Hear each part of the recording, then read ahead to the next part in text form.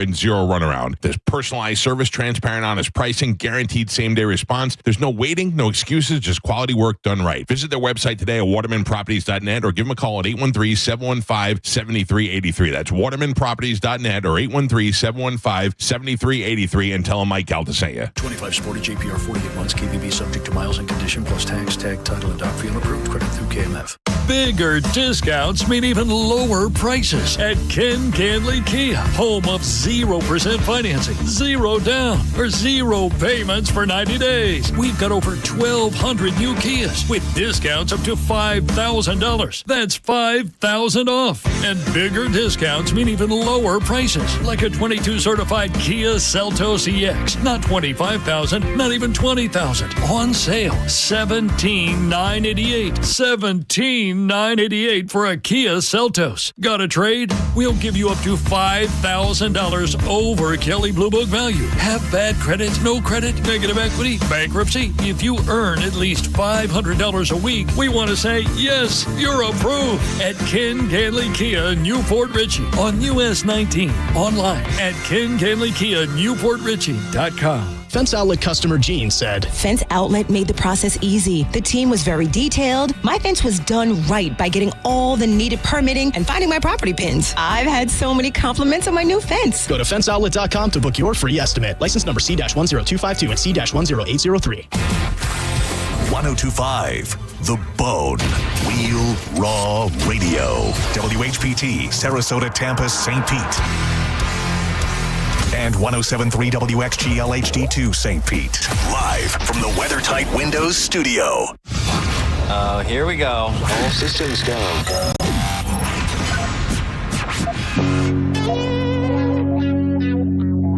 This is the true story about Mac.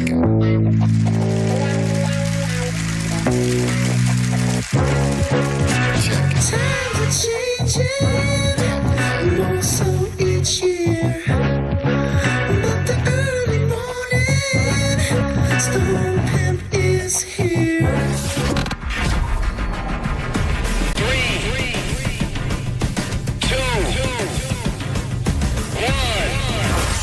1. People are expecting quite a bit. Gotta figure out how to make money on this. I really want to. I can feel it down in my plums. We're getting a nice bluish hue. Getting ready to take them to the farmer's market.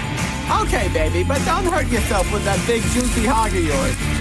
In hard times, or when a man has worked at a job 30 years, they give him a watch, kick him in the butt, and say, hey, a computer took your place, daddy. That's hard time.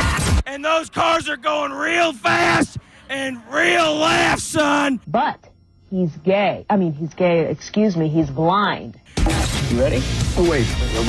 So we're just gonna wing it? There's a big difference between winging it and seeing what happens. Now let's see what happens. And now. Right now. And now, it's Senning Show. With your host, John Senning.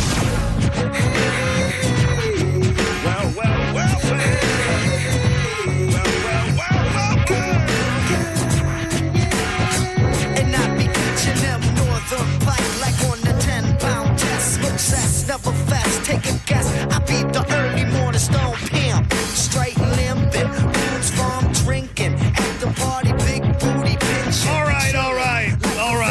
We're going to do everything that we can to make your Monday feel a little bit less like a Monday. Welcome to Senning Show. I'm John Senning. My man's over there is Dizzy. You want to interact with the show today? We love it when you do. 800-771-1025. Hit us up on social media at The John Senning, at Dizzy for Mayor. You can watch the program. Hit up YouTube, 1025 The Bone. Get up in the chat room. Starting off strong right off the get. Shout out to Ace, Ray, Vanessa, Ruli, Mark, KGM Studio, everybody who's in there. Right to kick off the show. I don't know if it's I think for parents, it's a congratulatory thing that school is back. I think there is something like kids are cool. Parents love their kids. But I think once you've had a whole summer of trying to entertain these little demon spawns and figure out what to do, and you've taken them to all of the different indoor activities. You've seen all the movies. You've done the theme parks. You've done the slip and slide. You've hung by the pool. You're finally ready to send a ass back to school. And today is the day. I saw that.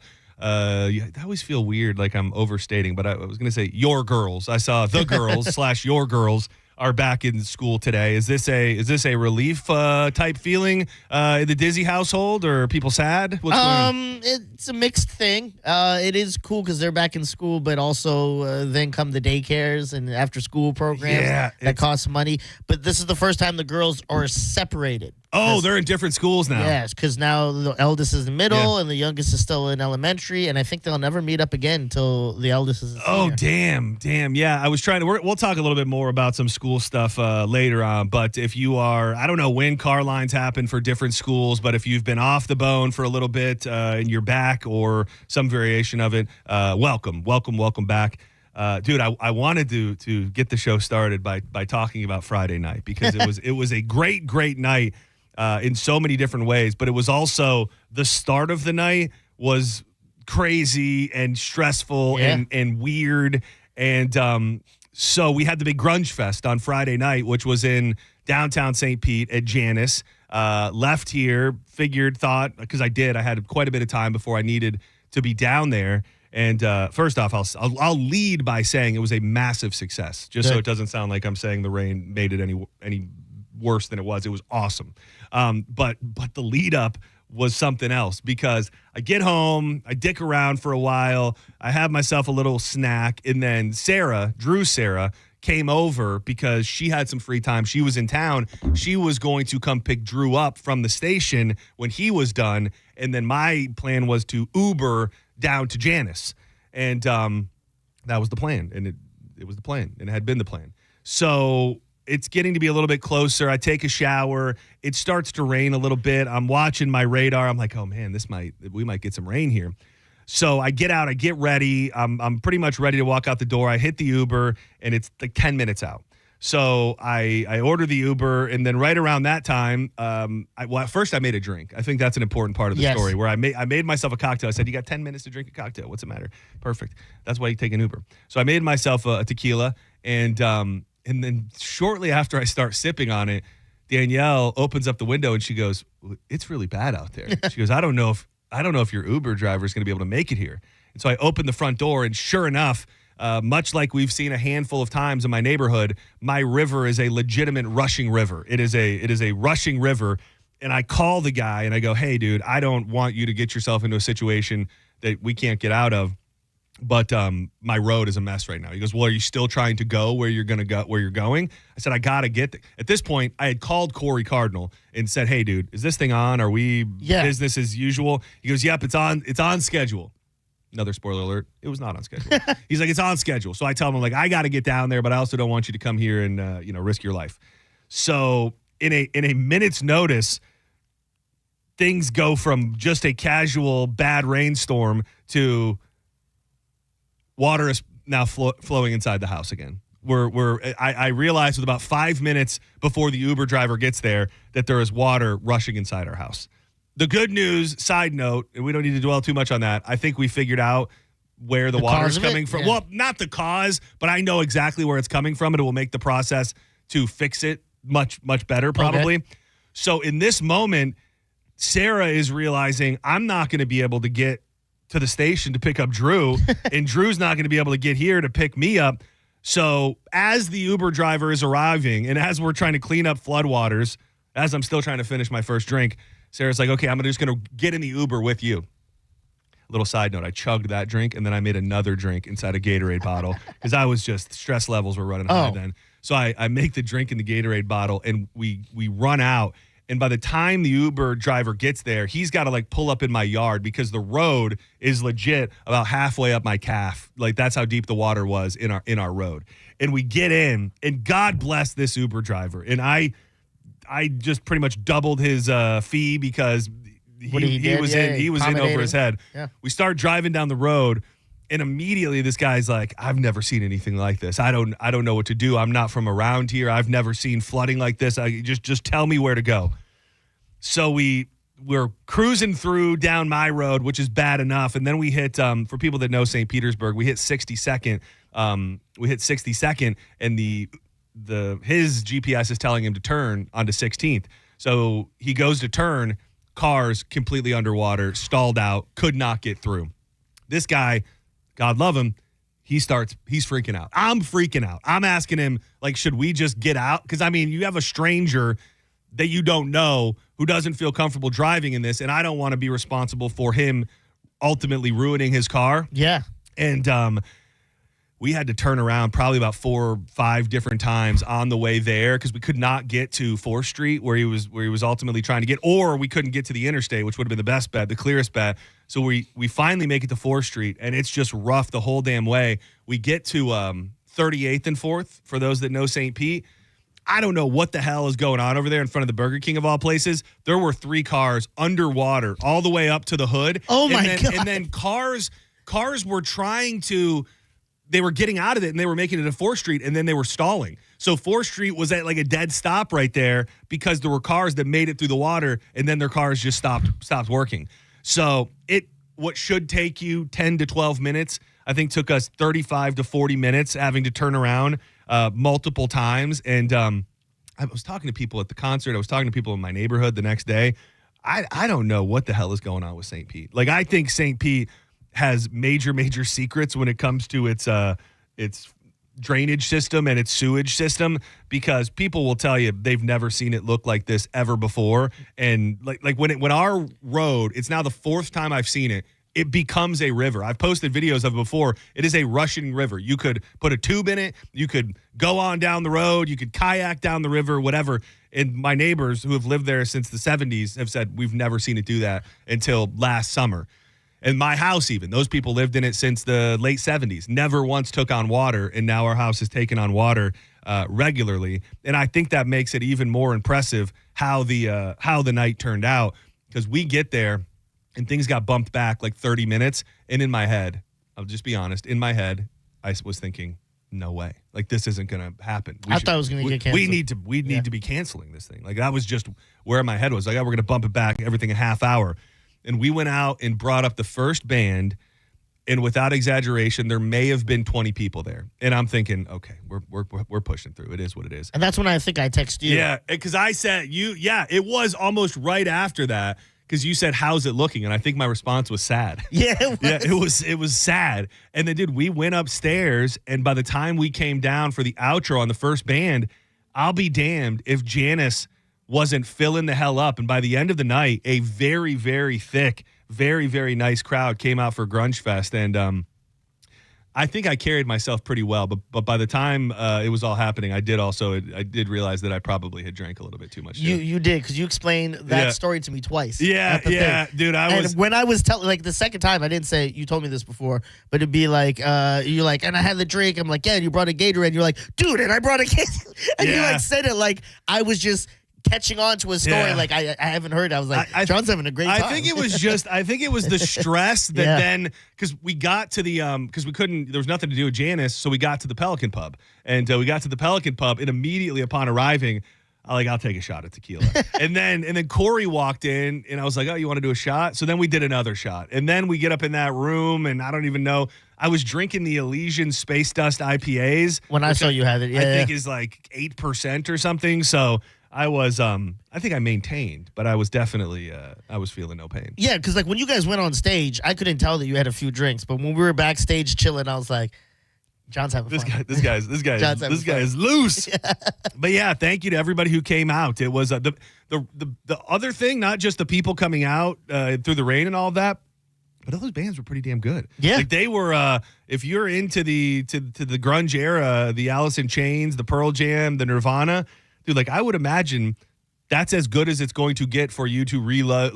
Pearl Jam's still out there, but to relive those days, I was blown away by the stage setups and all that they put into the performances, and it was a hell of a night. I have to say, I didn't know what to expect, especially when it seemed like St. Pete was going underwater there for a minute. But look at that, people came up and showed up and showed out. And if you didn't pick up on it already, Dizzy showed up. Which, dude, I thought per the rain and everything, if I could have placed a bet on the Hard Rock app at around 6:45, 7 o'clock, would have laid all my money on not a damn chance. Yeah, even when we were pulling up and you said sad, Yeah. I was like, well, we're so close. What's the point of turning around now? May as well go check it out. Worst case, we don't like it. We go spin around a couple bars, have a good time.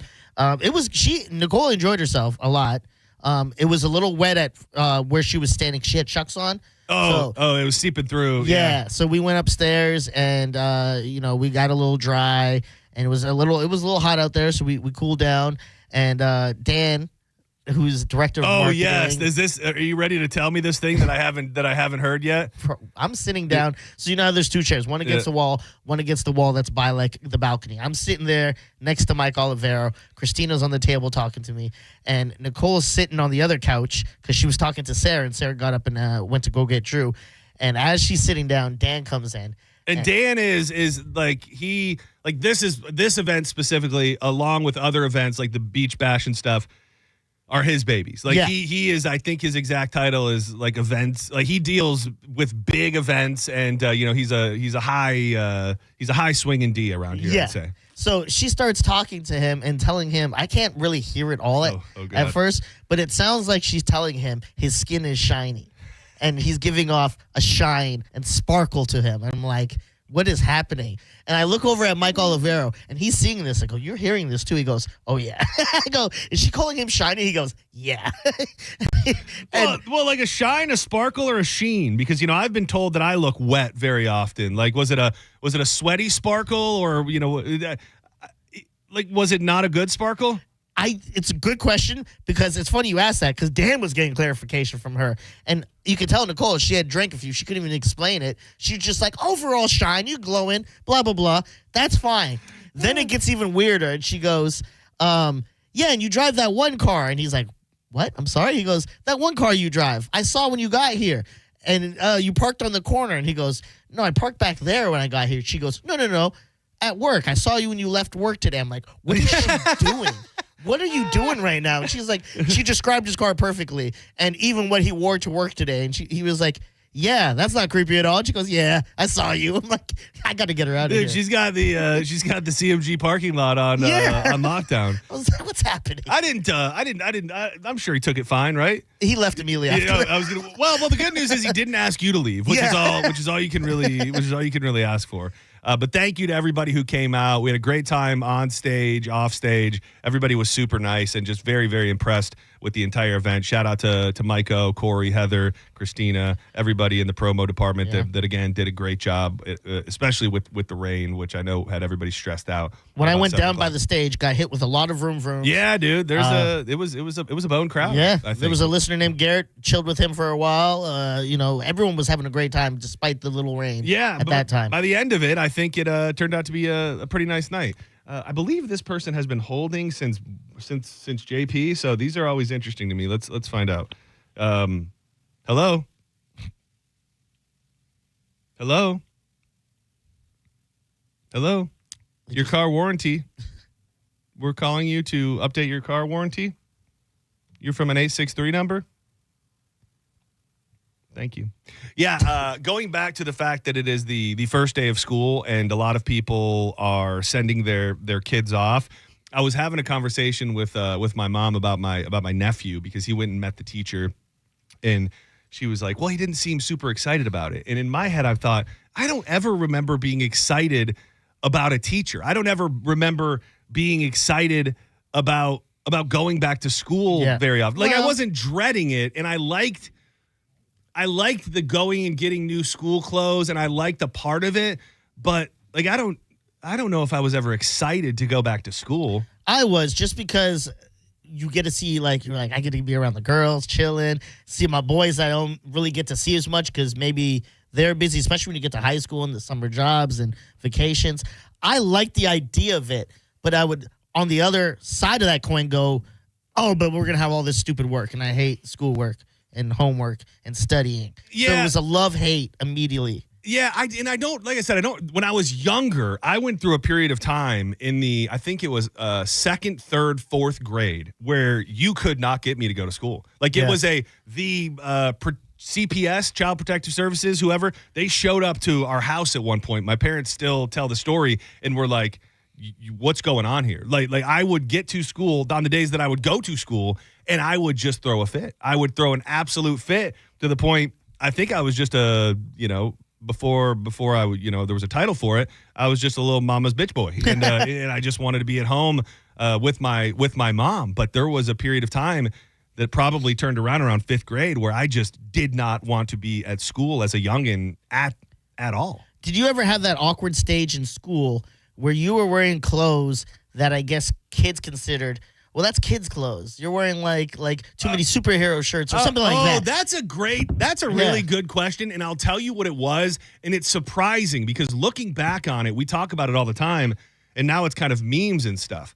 It came later, and it was wrestling stuff. Okay, because I think 6th, 7th grade specifically, I want to say that the 7th grade school year, I kicked it off with what I thought was the most badass shirt that I had ever had in my entire life, and it was a D-Generation X shirt, and it had the whole DX crew on it. Said D-Generation X at the top. And I wouldn't say that I was bullied, but I do remember the shirt not getting the reception that I thought it would. And I think it was kind of like that, a lot of the wrestling's fake or whatever it was. I just remember, because I never really had a superhero phase, but I do remember my wrestling shirts not being as cool as I thought they were in about 6th or 7th grade. I get that. I had the shoes, and my parents, again, they weren't broke by any means, but they would shop at like Payless and stuff for us. We're like, we're not going to go get you name brand. You're in 3rd grade. We were pretty much the same. Like we would get maybe a thing or two, but I remember that there were like the names that you wanted, and those just weren't really happening. Yeah, and I got I'll never forget. It was when I moved here, and it was in 3rd grade, and I had like Payless shoes, but they were like fake Adidas. They had like a 4th stripe, I think. And I was like, in my head, I go, well, this is the closest thing to Adidas. I better get this so people don't notice. Yeah. Opposite effect. And I went on the bus, and I got made fun of relentlessly. And this was my first bus ride experience in America. I'm like, well, this is going so swell. And I got to school, and someone kept making fun of me, like in one of those lunchroom lines when we're going. And kind of sad, but cute. Killed him? Sad but cute. What became my big bro, he just randomly stuck up for me. He's like, what do you mean? Who cares what shoes he wears? Dude, the 4th stripe is the new thing. Yeah. Get the hell out of here. He kind of played it on that. He goes, look at your broke, dirty shoes, da-da-da, and dude, he pulled off of me. He pulled a Billy Madison for you. He essentially peed his pants for you. Yeah, exactly. Just like Billy Madison would have done. And I go, I should probably hang around him more often because he seems like he'll got my back. And dude, that's how we became best friends. When you mentioned the shoes, it unlocked possibly a repressed memory. It must have been younger because I want to say that I'm envisioning it happening at I don't know, it could have happened in 7th grade, which would have been the middle school. All the kids in school we had a bunch of elementary schools. They all went to the same middle school, and then they split up again between 2 high schools. So you got all together. Everybody was together for 1 grade in 7th grade. And my whole thing was I didn't want Adidas's. All I wanted was Airwalks. Oh, yeah. All I ever wanted was an Airwalk. And I remember, dude, and why my mom did not step in and tell me how wrong I was on this. I found a pair of shoes, probably from Payless, probably from, it could have been Walmart, I don't know. But I found this pair of shoes that I thought looked like Airwalks. Dude, this is unbelievable. They were Velcro. Oh, my God. You can't wear Velcro. Dude, they were Velcro shoes. And I remember, much like the wrestling shirt, but much worse, I remember rolling into school in these Velcro shoes being like, it's on. Your boy got new kicks, like feeling it, thinking like, man, these are just like Airwalks. I'm going to be looking fresh. They were low tops. And almost immediately, someone called me out. And I just remember they said, the first person who said anything goes, do you not know how to tie your shoes?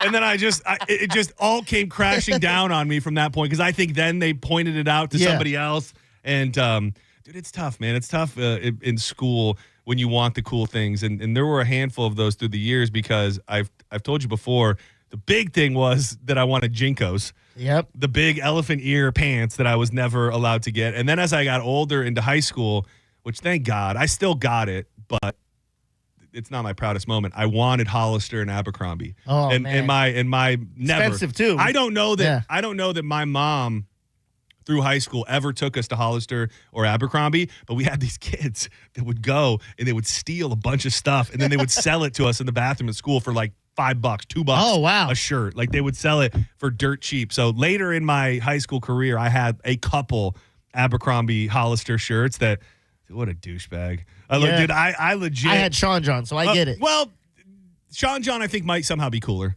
Well, yeah, there was a time, I guess, for it. It was everything. Everybody had their thing, but dude, I have the. There are pictures of me from my high school graduation where I'm wearing a pink Hollister button-up with the collar popped all the way. The seashell necklace. Seashell necklace, the big aviator glasses, the faux hawk, a tan that was completely unnatural.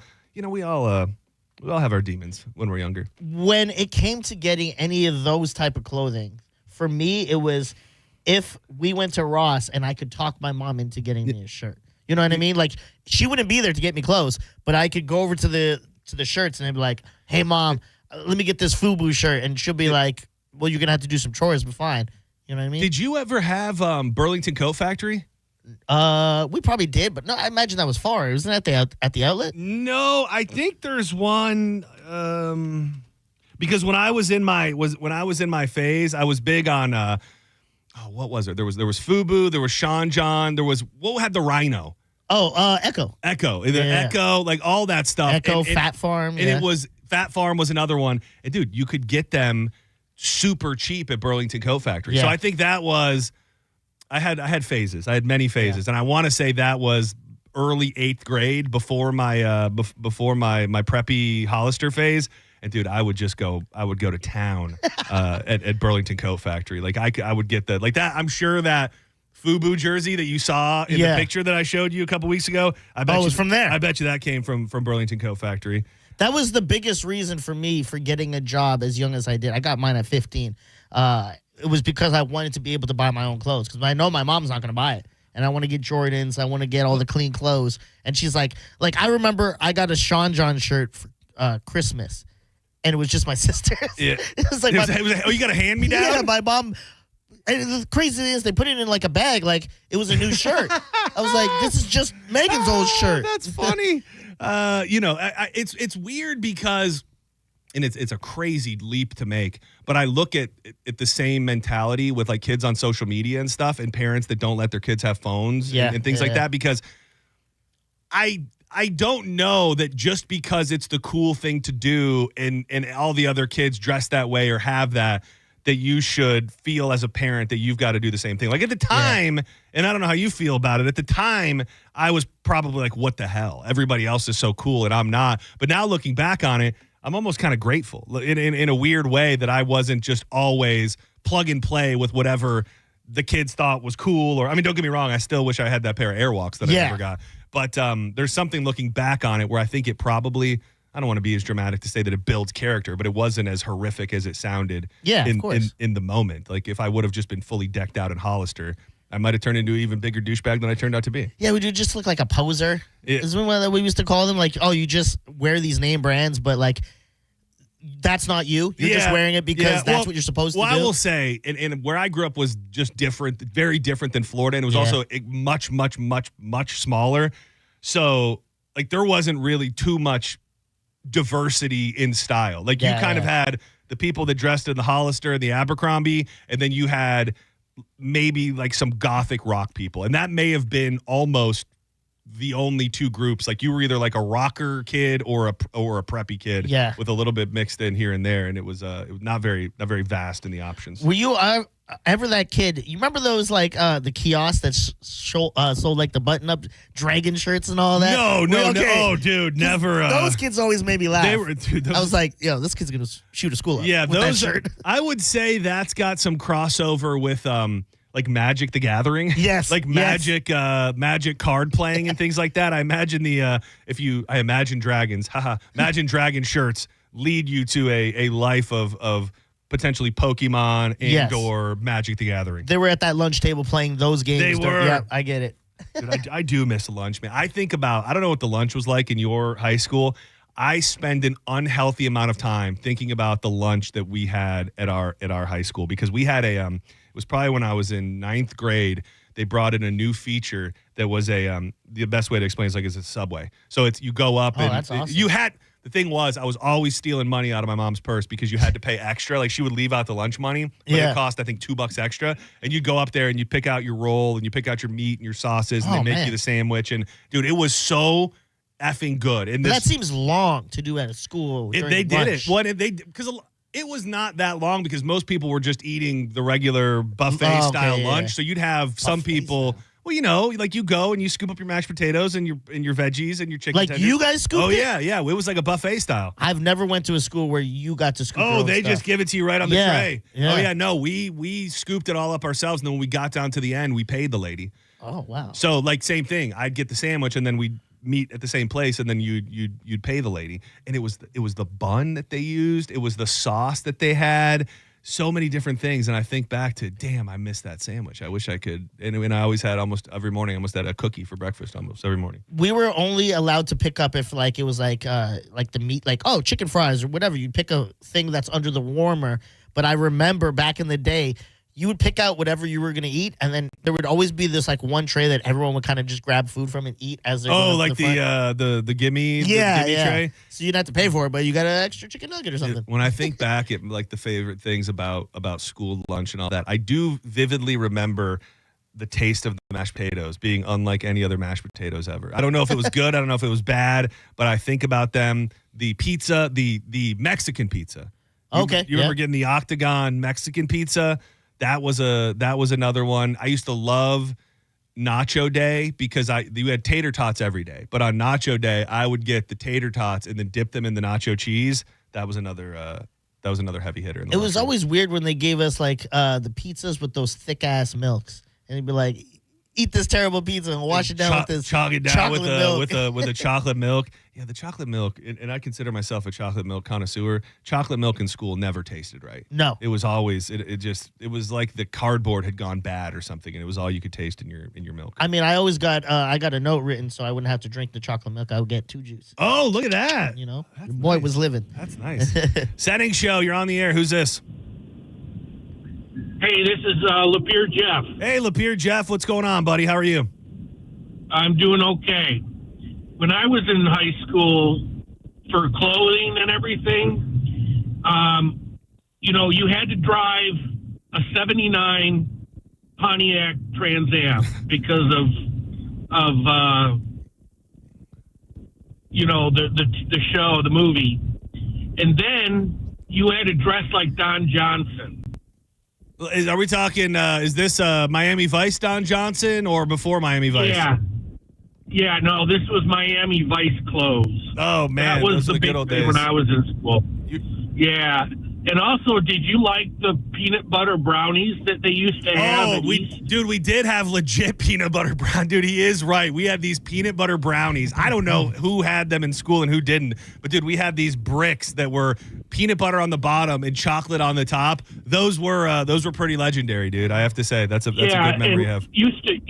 Used to have, you could trade for them if somebody wanted something else. Yeah, that was the good old days. It sounds like you were a real poon hound back then, buddy. Yeah, I enjoyed it. We all did. Thank you for the call. I did forget about the peanut butter brownies, which were a nice touch. I don't remember those. Yeah, I don't know. He made it sound like they were a Lapeer delicacy. Oh, that was like up north thing. Maybe. One more, and then we're going to step aside. Senning Show, you're on the air. Who's this? Hey, it's John Well, the Mr. Mailman from last week. I called you guys. Hey, what's up, buddy? How are you? I'm doing good. You guys remember the back-to-school breakfast pizza? No, wait, back-to-school breakfast pizza? Like, it was a special when you came back to school, you got a special pizza? Yeah, man. It was like they didn't serve it all the time, but, dude, it was amazing. It had, like, eggs and stuff on it? Oh, my God, eggs, sausage, and cheese.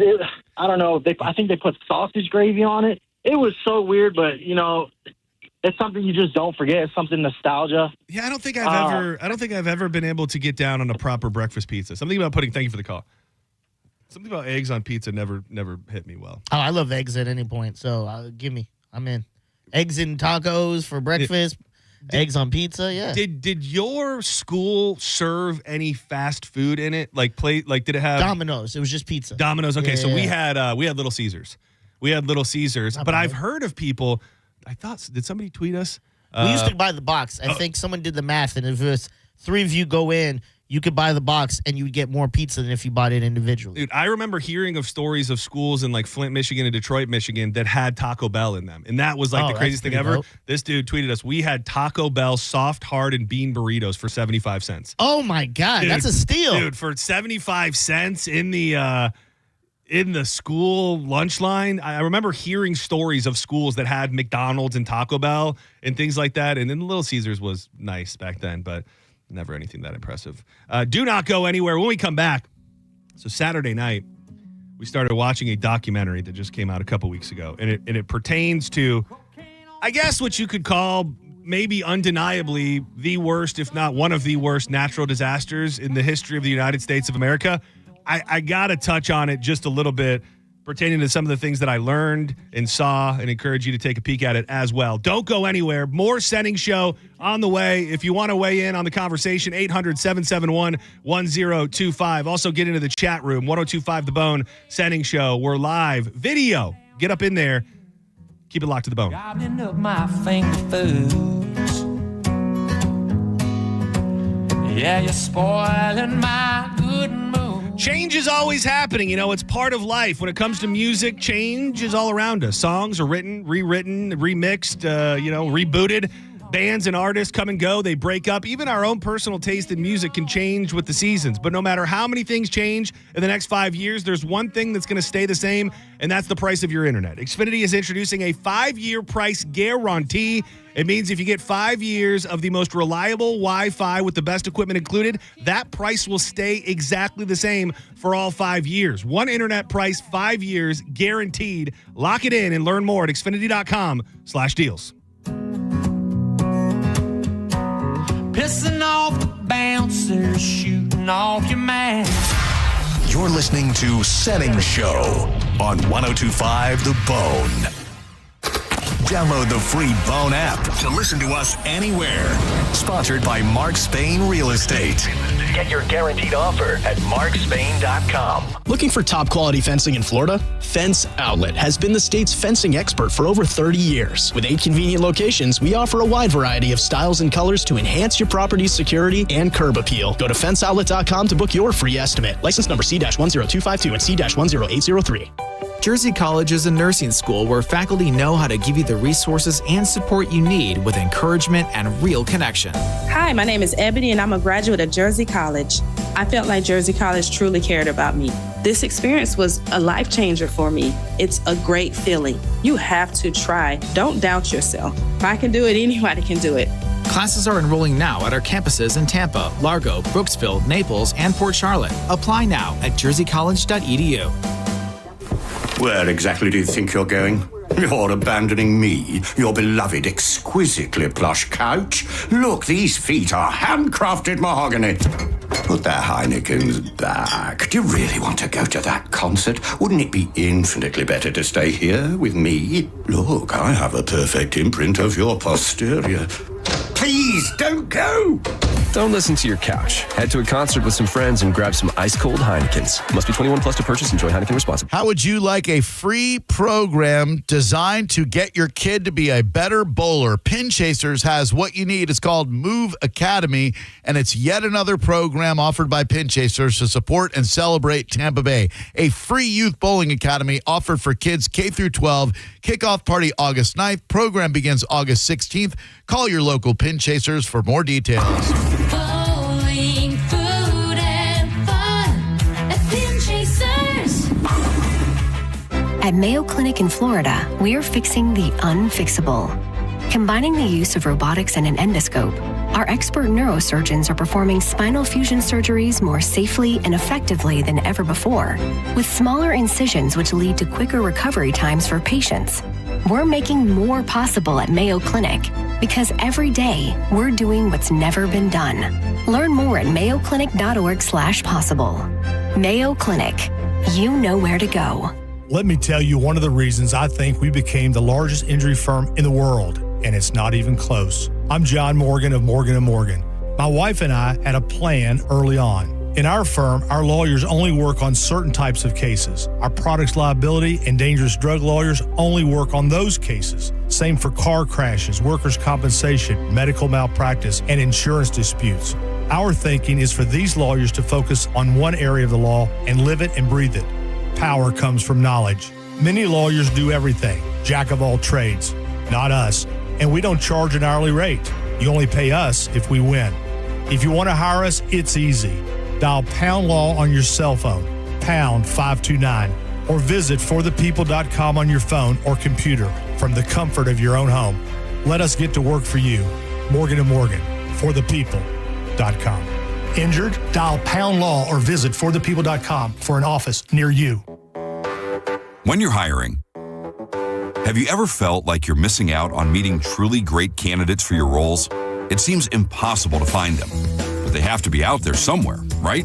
Well, they're not hard to find when you know where to go, and that place is ZipRecruiter. And right now, you can try ZipRecruiter for free at ZipRecruiter.com/radio. ZipRecruiter helps 10 million people with their job search every day. And because these people are actively looking for jobs just like yours, it's easy to find the right person right away.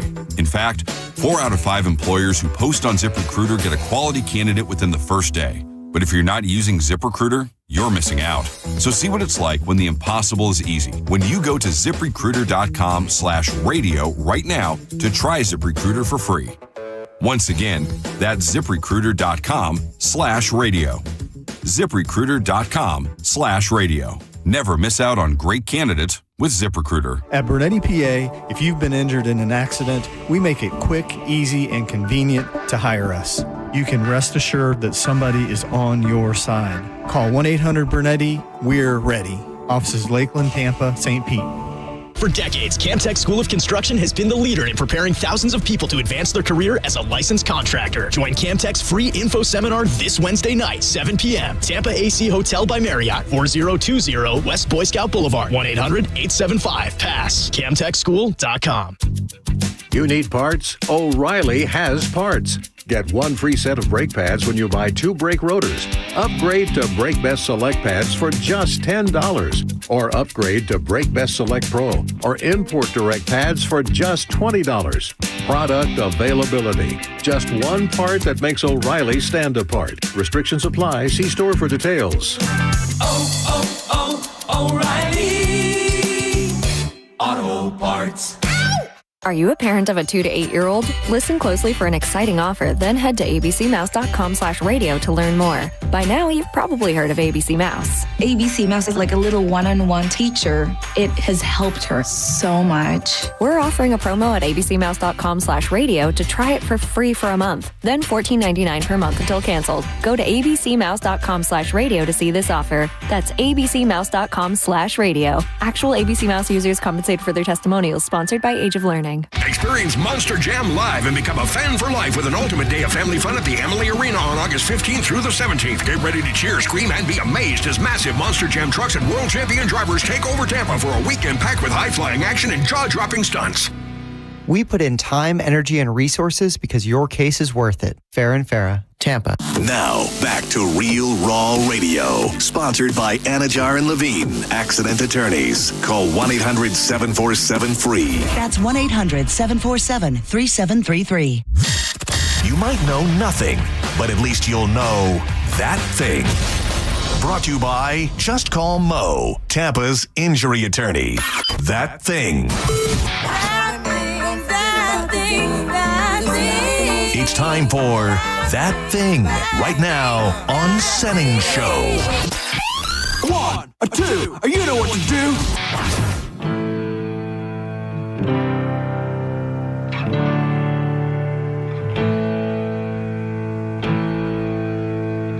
Welcome back to Senning Show. I'm John Senning. He's Dizzy. 30 miles on the Gulf Stream. I hear the south wind. I would imagine for parents that work from home that have found ways to keep their children under control while they're working during the summer are really breathing a breath of fresh air today with a little bit of a relief while those little hellions are off at school all day. So, congratulations to all the parents that get a little respite. 800-771-1025. Shout out to our friends at Wild Fork Foods. Much like every weekend in my house, it was a Wild Fork weekend. We went down to my in-laws in Osprey on Saturday, and we did some kebabs with shrimp, scallops, chicken breast.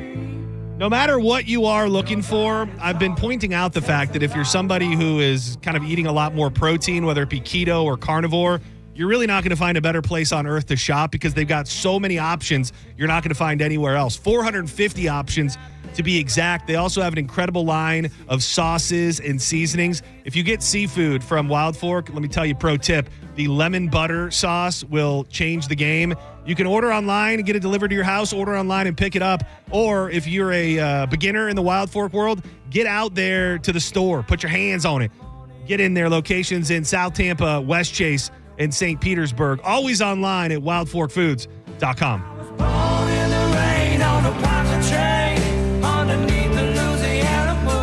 So this is kind of a two-parter. The first being real-life news that, isn't going to necessarily affect us, but I think people in the state of Florida like to know what the hell is going on, especially after what we experienced last year. Forecasters have confirmed as of today that Tropical Storm Erin is formed in the eastern tropical Atlantic Ocean just west of the Cabo Verde Islands at 11 a.m.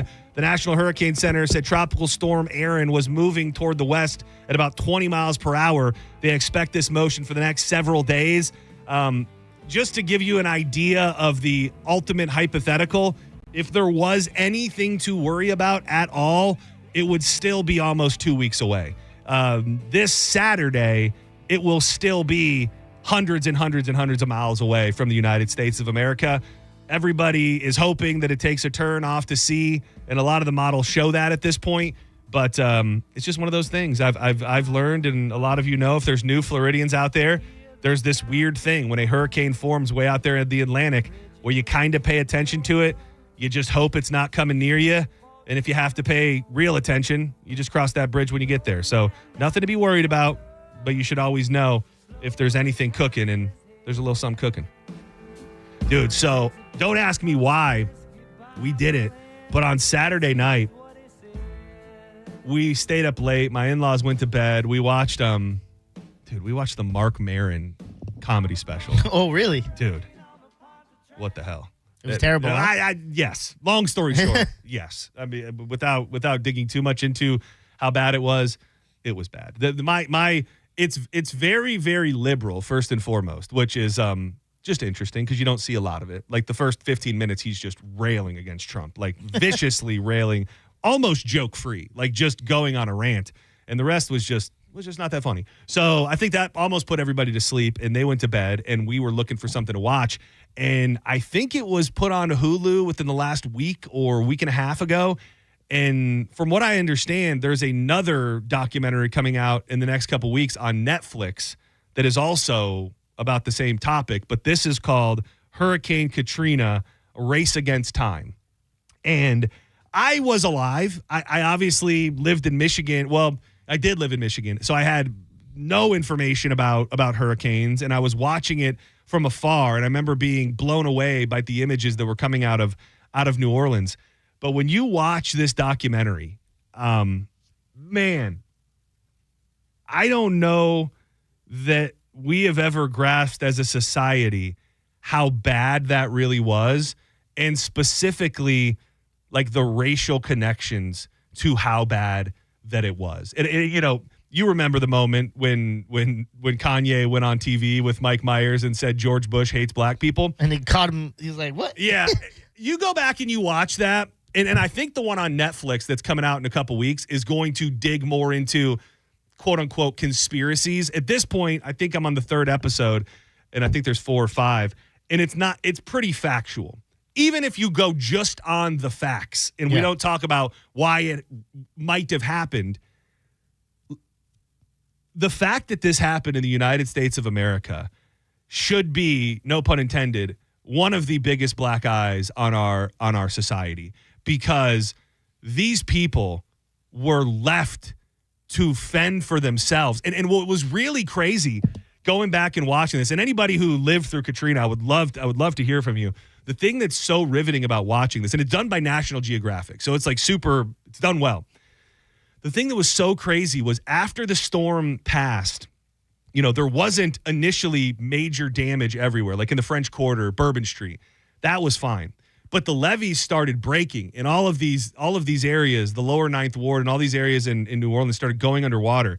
And they have these clips from the news that simultaneously, while people's houses were being washed away and people were having to go to their roofs in the early days after the storm, CNN, Fox News, all of the big news broadcasters are going on the news and going, oh, they really dodged a bullet here in New Orleans. Nobody, the worst of it didn't come through. Everybody's taking a deep sigh of relief about what happened here. And it did take a little bit of time. But the way that it all unfolded and things that I never really knew about, we're like 3 days removed from the storm by the time it starts getting really, really bad. And you've got these people whose houses are completely underwater and they're up on their roofs. And that was really just the beginning of it, because they then, do you remember anything from it really? Oh, yeah, some of the details? Following it closely. So the fact that and I knew you hear all these things about the Superdome and what was going on at the Superdome, but the part that I didn't really ever grasp was they were pulling people out of they interview a lot of people, and this was after a couple days, that didn't want to leave their houses, houses didn't go underwater in certain areas. They pulled these people from their homes at gunpoint often, and everybody got brought to the Superdome. I didn't know that part. There was nothing. There was no food. There was no water. Yeah. There was no plan. There was nothing coming. And in these areas around the Superdome, people were just dying. I mean, they were cooking in the sun for days on end. When you talk about the conspiracy, as much as this thing on the National Geographic may not be trying to paint the government in a certain picture, you don't have to do it, because FEMA just didn't come. Dude, there was one helicopter for the first 72 hours out there rescuing people off of the roofs. And they interview these people, and they had never been trained in anything but the ocean. So now they're out there scooping people off of balconies, having to go in between power lines and apartment buildings. It was like a 4-man crew. And that's just the tip of the iceberg when it comes to what actually happened inside the Superdome. Because, so the toilets are overflowed. Yep. There's literally people going to the bathroom everywhere. There's people hurting each other and doing God knows what. They were keeping the people in the Superdome at gunpoint. People that were trying to leave the Superdome could not leave. And then you had thousands and thousands and thousands of people around the Superdome as well. And they went through, they had a big meeting with the mayor and the guy from the National Guard and told the crowd that the buses were coming later that day. I think this was like the second day after the storm. Dude, the buses didn't come for another 4 days. And those people all sat out there. Yeah. Many people died. I mean, dude, we lost track on how insane it was that happened to the United States of America. All that was insane. And I remember the little blips of like humanity. Like when that happened with the buses, I remember the one teenage kid who stole a bus and went and picked up people and was helping out because they would not send the buses out. And he goes, well, I'm going to go get them then. Dude, and they arrested him when he came back, obviously. But, it's the humanity, little moments of humanity. And there are. And I like that they did focus on that. Like they talk about this one guy who, this is outside the Superdome, 90+ degree weather. People are cooking. There's no food. There's no water. There's no help coming. And this guy brought over an old person who had fallen out on a luggage rack and wheeled him over and to the medic. And the medic took him and they got him fixed up and stuff. And the guy goes, do you want me to keep doing this? And they were like, absolutely. So this guy was just taking people that were falling out all day and bringing them to the medic. And they told a bunch of little stories like that. The other element of it that I don't know if I knew or I didn't know really, but the looting element of it, where you had nobody had a house. Like 80% of New Orleans was underwater. Nobody had their house. And in most cases, they were forced out of their house onto overpasses or the Superdome and were expected to just sit in the sun and die with babies out there. And so many people took it into their own hands to go to the stores and get food and water to keep themselves alive. And then some of those people were arrested. Some of those people were beat by the police. Yeah. They showed the coverage of the news, and they're painting the picture that these people were, just criminals seizing an opportunity, when the fact of the matter was these people were starving to death. Yeah, they're in survival mode. And I will say, and I'm not a big race baiting type guy. I feel fairly strongly that if those people were all white, I don't think it would have went down the way that it did. And you can take that for whatever you want, but also the shocking fact of it, watching it, there's no white people there. Like it just is a fact of the way that it all went down. And I know that if you had images like those on the news of white people down there, I think it would have hit people differently, and I think the help would have come sooner. And it's a wild, wild story, but I think it is a reality check that maybe not to live in the past, but it happened not that long ago, and I don't know that people really know how bad it actually was. And it's also, in a place where hurricanes happen, you go, could it happen again? Would it happen again? Because it should have never went down that way in the United States of America, in my opinion. Wasn't there stories of families feeling they had to even hide their children because of the stuff that was happening at the Dome? So I think the next episode is going to get more into the Dome and what was the bad stuff going on in the Dome. But there was crazy stories, dude, I remember coming out of that. And it was, God, I can't even wrap my head around being in that Dome because, at first they said, the vibe was kind of fun. Like everybody was in there. There was air conditioning initially, and everything was okay. They had some food. The bathrooms were working. But then, the night of the storm, the power went out, the AC went out, part of the roof came off, so it was leaking. It was raining inside of the Superdome, and it got to be, they said that almost immediately the temperature got over to be 100 degrees. The toilets are flowing everywhere, and they weren't letting you out. Like, can you think of a more terrifying situation? Let's say you've got babies or whatever, and you're locked inside that dome. There's no light. It's almost dark throughout the whole entire thing. It's just my only thought as I watched it was just, I can't believe this happened 20 years ago in America. Yeah. Like that was really what it was. And I think we see little inklings of that. Like, you look at the flooding that happened up in the mountains in North Carolina, and there was a lot of people saying, nobody's coming to help us. And I think whether you want to be a doomsday prepper, whether you want to find ways to make sure that you can take care of yourself, I do think that because we live in this country we think, and I agree to a certain extent, is the greatest country in the world, we think everything will be okay in those moments. Well, that is proof it was not okay.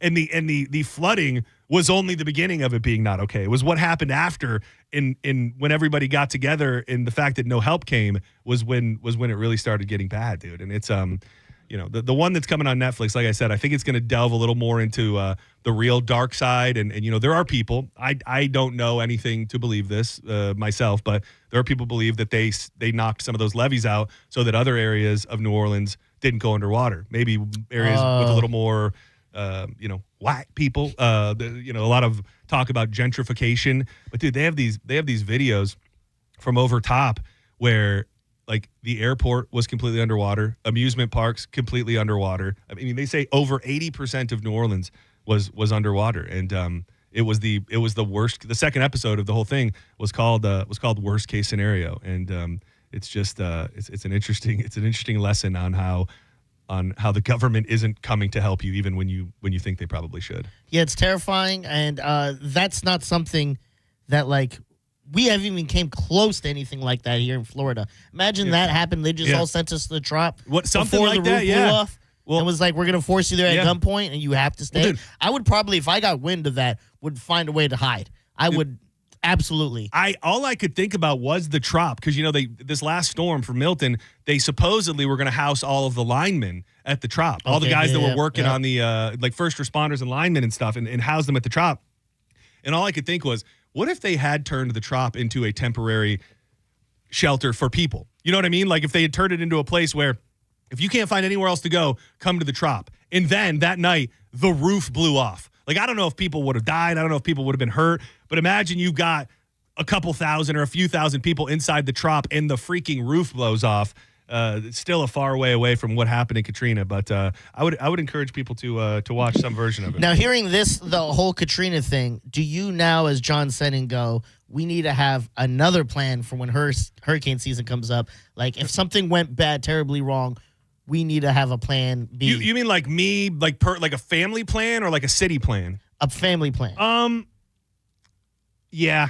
I mean, long story short, yeah. I mean, I don't know what exactly that is. I mean, my whole thought is if we were at our house and the water came in, we would just have to kayak out of there. Like, as crazy as that sounds, it's not that crazy. And I just, you should have some, even if you're not somebody who wants to go completely overboard with preparation and planning, and I don't think you have to go overboard. You just have to have an idea. Because when the moment hits and the S hits the fan, you don't want that to be the first time that you're thinking about it. Yeah. And I think for a lot of those people, I think it was. Like, it wasn't until the water was coming up to their neck where they were like, okay, we didn't plan for this. We didn't think this was going to happen. And people had to get into the attic. Imagine you got to get to the attic.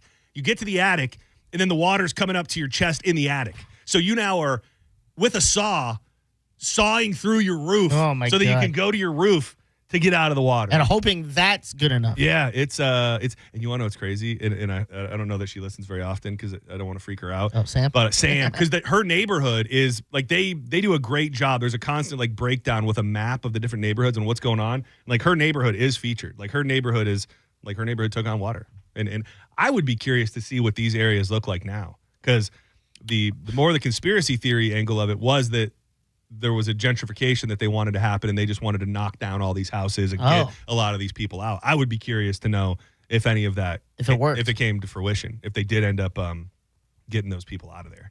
Because this is on Hulu, you said? It's on Hulu. It may be on regular TV, like Nat Geo or something, but this one was called, I think I have a little clip here. I pretty much just, not that I haven't watched the whole thing, so I can't say that I gave you spoilers. How many episodes? Just this and the next one? I think it's like a 2-part series? No, I think I'm on 3, and I think there's 4, but here's a little bit.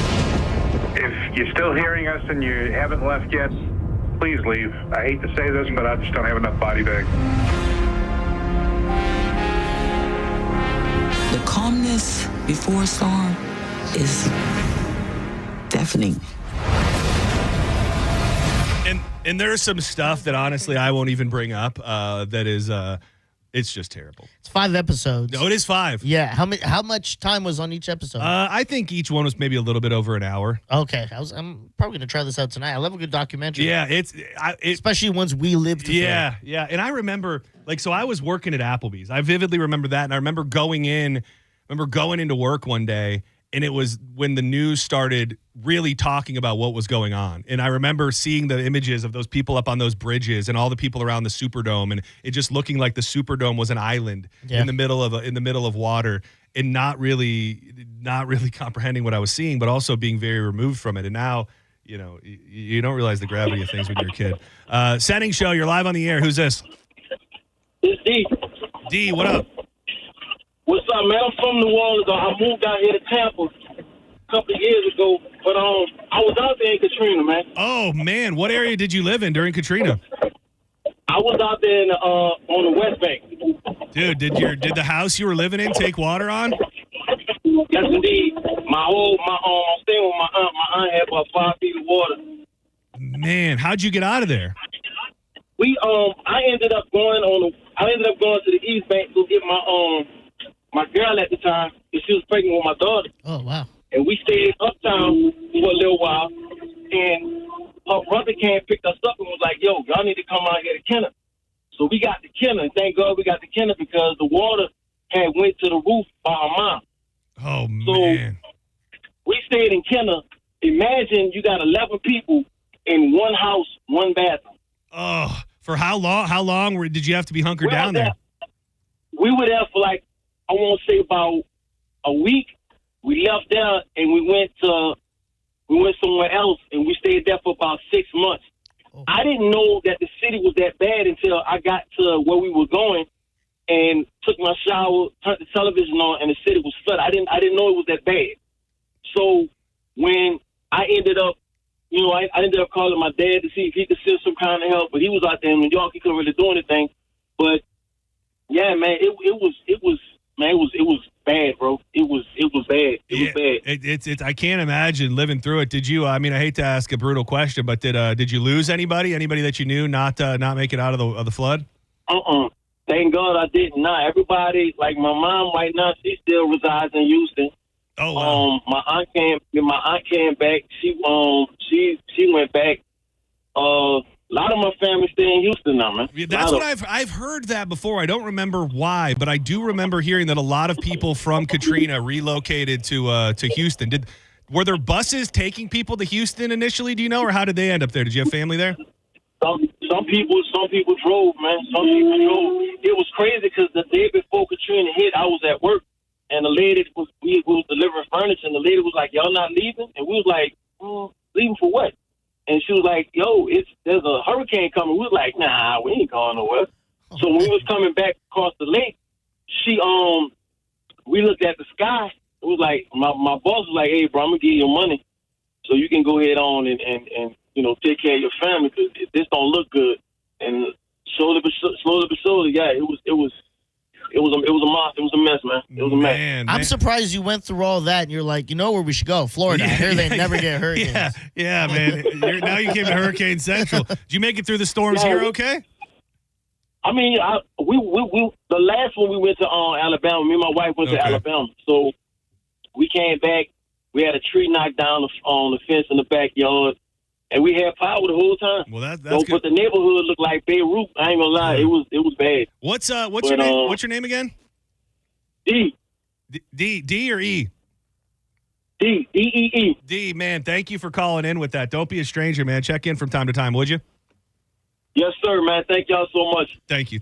All right, brother. Yeah, that's got to be scary to live through that. That is just wild. And that was the other thing too about getting out, because we always have these debates about people leaving and not leaving in the storms here. And, going back to kind of what these areas of town were like, they focus on the fact that, dude, most of these houses did not have a TV. Most of these people did not have vehicles. Most of these homes were multi-generational homes where you had babies living with great grandmas. And they didn't issue a mandatory evacuation for New Orleans until the day before the storm. It was less, I think by the time they did it, it was like less than 18 hours before the storm was to hit.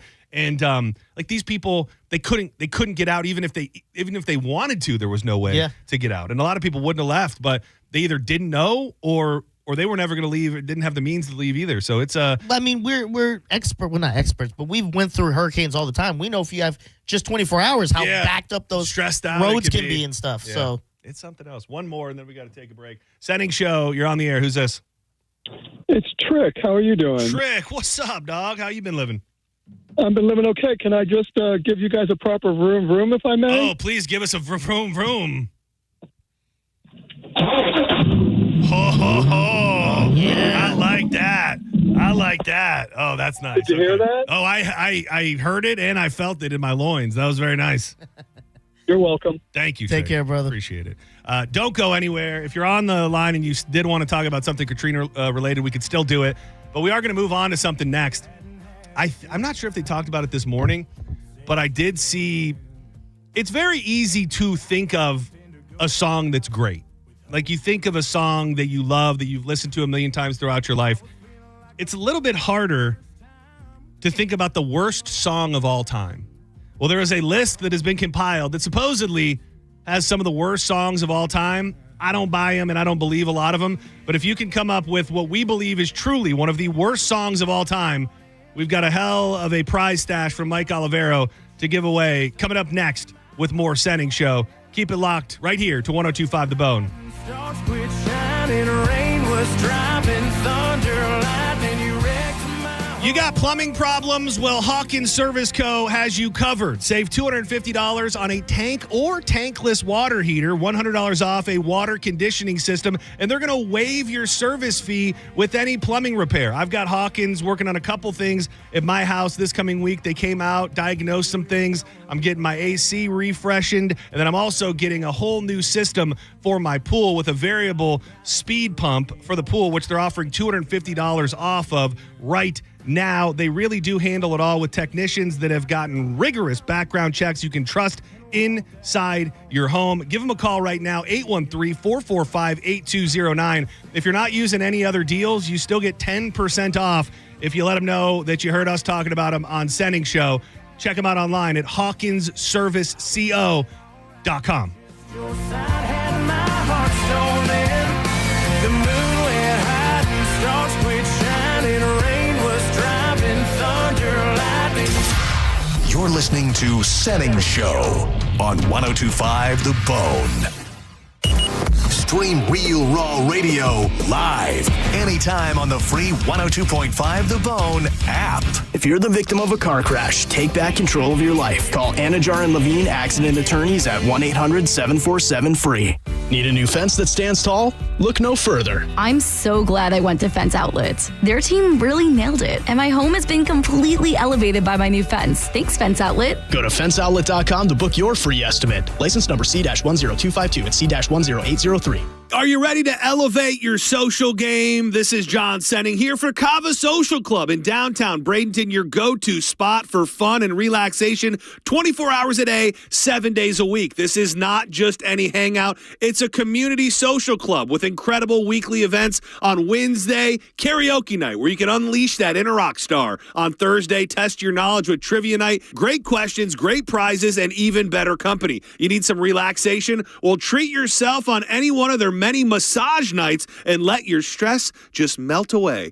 Showcase your talents at open mic night or strategize with fellow enthusiasts with the ever popular Sunday Chess Club. The night market is a must visit with local vendors, delicious food, and handcrafted goodies that are sure to make it a night to remember. Dive into the amazing events going on at Cavo Social Club today and visit them online at thecavasocialclub.com and on social media at Cava Social Club. Cava Social Club, where your vibe attracts your tribe. Boola, baby! At the Original Mattress Factory, you'll often hear us say we can't fit our quality in a box. Our customers feel the same way. Here's what an actual OMF customer had to say. I recently purchased a bed-in-a-box mattress and returned it a month later. I replaced it with a bed from the Original Mattress Factory, and I am beyond thrilled. Don't bother with any of the online mattress brands. Go to OMF and you'll be in great hands. My only regret is not going there sooner. Come see our quality firsthand at the Original Mattress Factory. Cat name mode for All American Gunslingers, the #1 gun range in Newport Richey. You can sign up now for the free concealed carry course. It's $25 for the range fee, and you'll get a free target, plus a chance to get a free gift for attending. The Florida Constitutional Carry doesn't cover it, but a Florida concealed carry permit expedite the waiting process when you want to purchase a firearm. And you know, when you want a firearm, you want it now. Classes are every Wednesday and Saturday from 12 to 3. Sign up today at aagunslingers.com. All American Gunslingers, your rights, your safety, your freedom. It's America. I'm John Morgan of Morgan & Morgan. If you've been diagnosed with mesothelioma, call us now. $30 billion was set aside for meso victims. And in most cases, your claim is settled out of court without a jury trial. Visit forthepeople.com for an office near you. Paid for by Hims & Hers Health. Hims & Hers Weight Loss is not available everywhere. Compounded products are not FDA approved or verified for safety, effectiveness, or quality. Prescription required. Restrictions at forhers.com apply. Wegovy and Ozempic are not compounded. Trying to lose weight? It's time to try Hers. At forhers.com/radio, you can access affordable, doctor-trusted weight loss treatments tailored to you. These include oral medication kits and compounded semaglutide, the same active ingredient that's in Ozempic and Wegovy, but at a much lower price. So you can lose weight for less money than you'd spend on name-brand drugs. Through Hers, pricing for oral medication kits starts at just $69 a month for a 10-month plan when paid in full upfront. No hidden fees, no membership fees. Plus, the process is 100% online. If prescribed, your personalized plan ships free directly to your door. Reach your weight loss goals with help from Hers. Get started at forhers.com/radio to access affordable, doctor-trusted weight loss plans. That's forhers.com/radio. forhers.com/radio. John Senning here. If you've considered getting new windows, it's time to get in touch with my friends at Reese Windows. Hurricane season is here, and now is the time to protect your home with Hurricane Impact windows from Reese. They're affordable, energy efficient, and come with a double lifetime warranty, which even transfers when you sell your home, which is going to boost its value. Reese Windows can have your windows installed in under 8 weeks. And for a free quote, text TRUST to 20129, and you'll also be registered for a chance to win $15,000 in free windows. Reese is proud to support St. Jude's Children's Hospital, and they've been providing peace of mind for over 50 years. Worried about market losses? If headlines are keeping you up at night, it's time to take control. Hi, I'm Jeff Jr. with Trajan Wealth, and I know you've worked hard to save. But in times like these, what if can turn into what now? If you're planning to retire or are in retirement, retirement, you need a strategy that helps protect your future. At Trajan Wealth, you can capture market gains, protect your account from losses, and guarantee income for life. Right now, you could receive a bonus of up to 30% or annual growth of up to 10% for retirement income. You heard me right. An upfront bonus of up to 30% or annual growth of up to 10%, all guaranteed to boost your lifetime income in retirement. Don't leave your future to chance. Plan with confidence. Call Trajan today at 813-550-1000. That's 813-550-1000. Annuity guarantees are based on the claims paying ability of the issuing insurance company, DBA, in most states as Trajan Wealth Insurance Solutions. This is the story of the one. As a lineman, he does whatever it takes to keep the power on in his community. And he wants a partner like Grainger who does the same. Grainger offers the professional-grade products he needs, from voltage detectors to harnesses to hard hats, plus fast, dependable delivery, so he can rise to every challenge. Call 1-800-GRAINGER, click Grainger.com, or just stop by. Grainger, for the ones who get it done. Hey, hello. Listen to my voice talking to you about the new Old Spice NFL collection at Walmart. Now listen to my smell. I smell like NFL stars Jared Goff, CeeDee Lamb, Saquon Barkley, CJ Stroud, and George Kittle. I smell like greatness. Why? Because I'm wearing Old Spice's new NFL collection. How can you put the greatness of the NFL into a smell, you ask? You can't. But Old Spice can. And they did. Smell like Suntowl and Speed, Driftwood and Drive, Sea Ties and Toughness with the Old Spice NFL collection available at Walmart. Smell like the greatest smell in the NFL with Old Spice. 1025 The Bone. Wheel Raw Radio. WHPT, Sarasota, Tampa, St. Pete. And 1073 WXGL HD2 St. Pete. Live from the WeatherTight Windows studio. And now, back to Senning Show.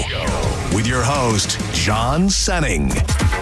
Saturday morning, jumped out of bed and put on my best suit. Welcome back to Senning Show, 800-771-1025. I got some prizes from the man himself, Mike Olivero.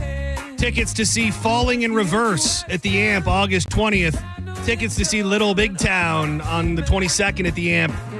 And we also have tickets to the NBT Legend Show, which is Cage the Elephant, September 17th at the Baycare Sound. I want to know what you think is the worst song ever. Dizzy and I will kind of look at each other, and if we feel like you came up with one that wasn't really thought of and wasn't on this list, we'll give you a prize. I love this song. I hate to say it. It came out. When it came out, I listened to it a lot. I listened to it a whole lot. I remember I went to Michigan that summer. We went on a road trip. I listened to it a million times.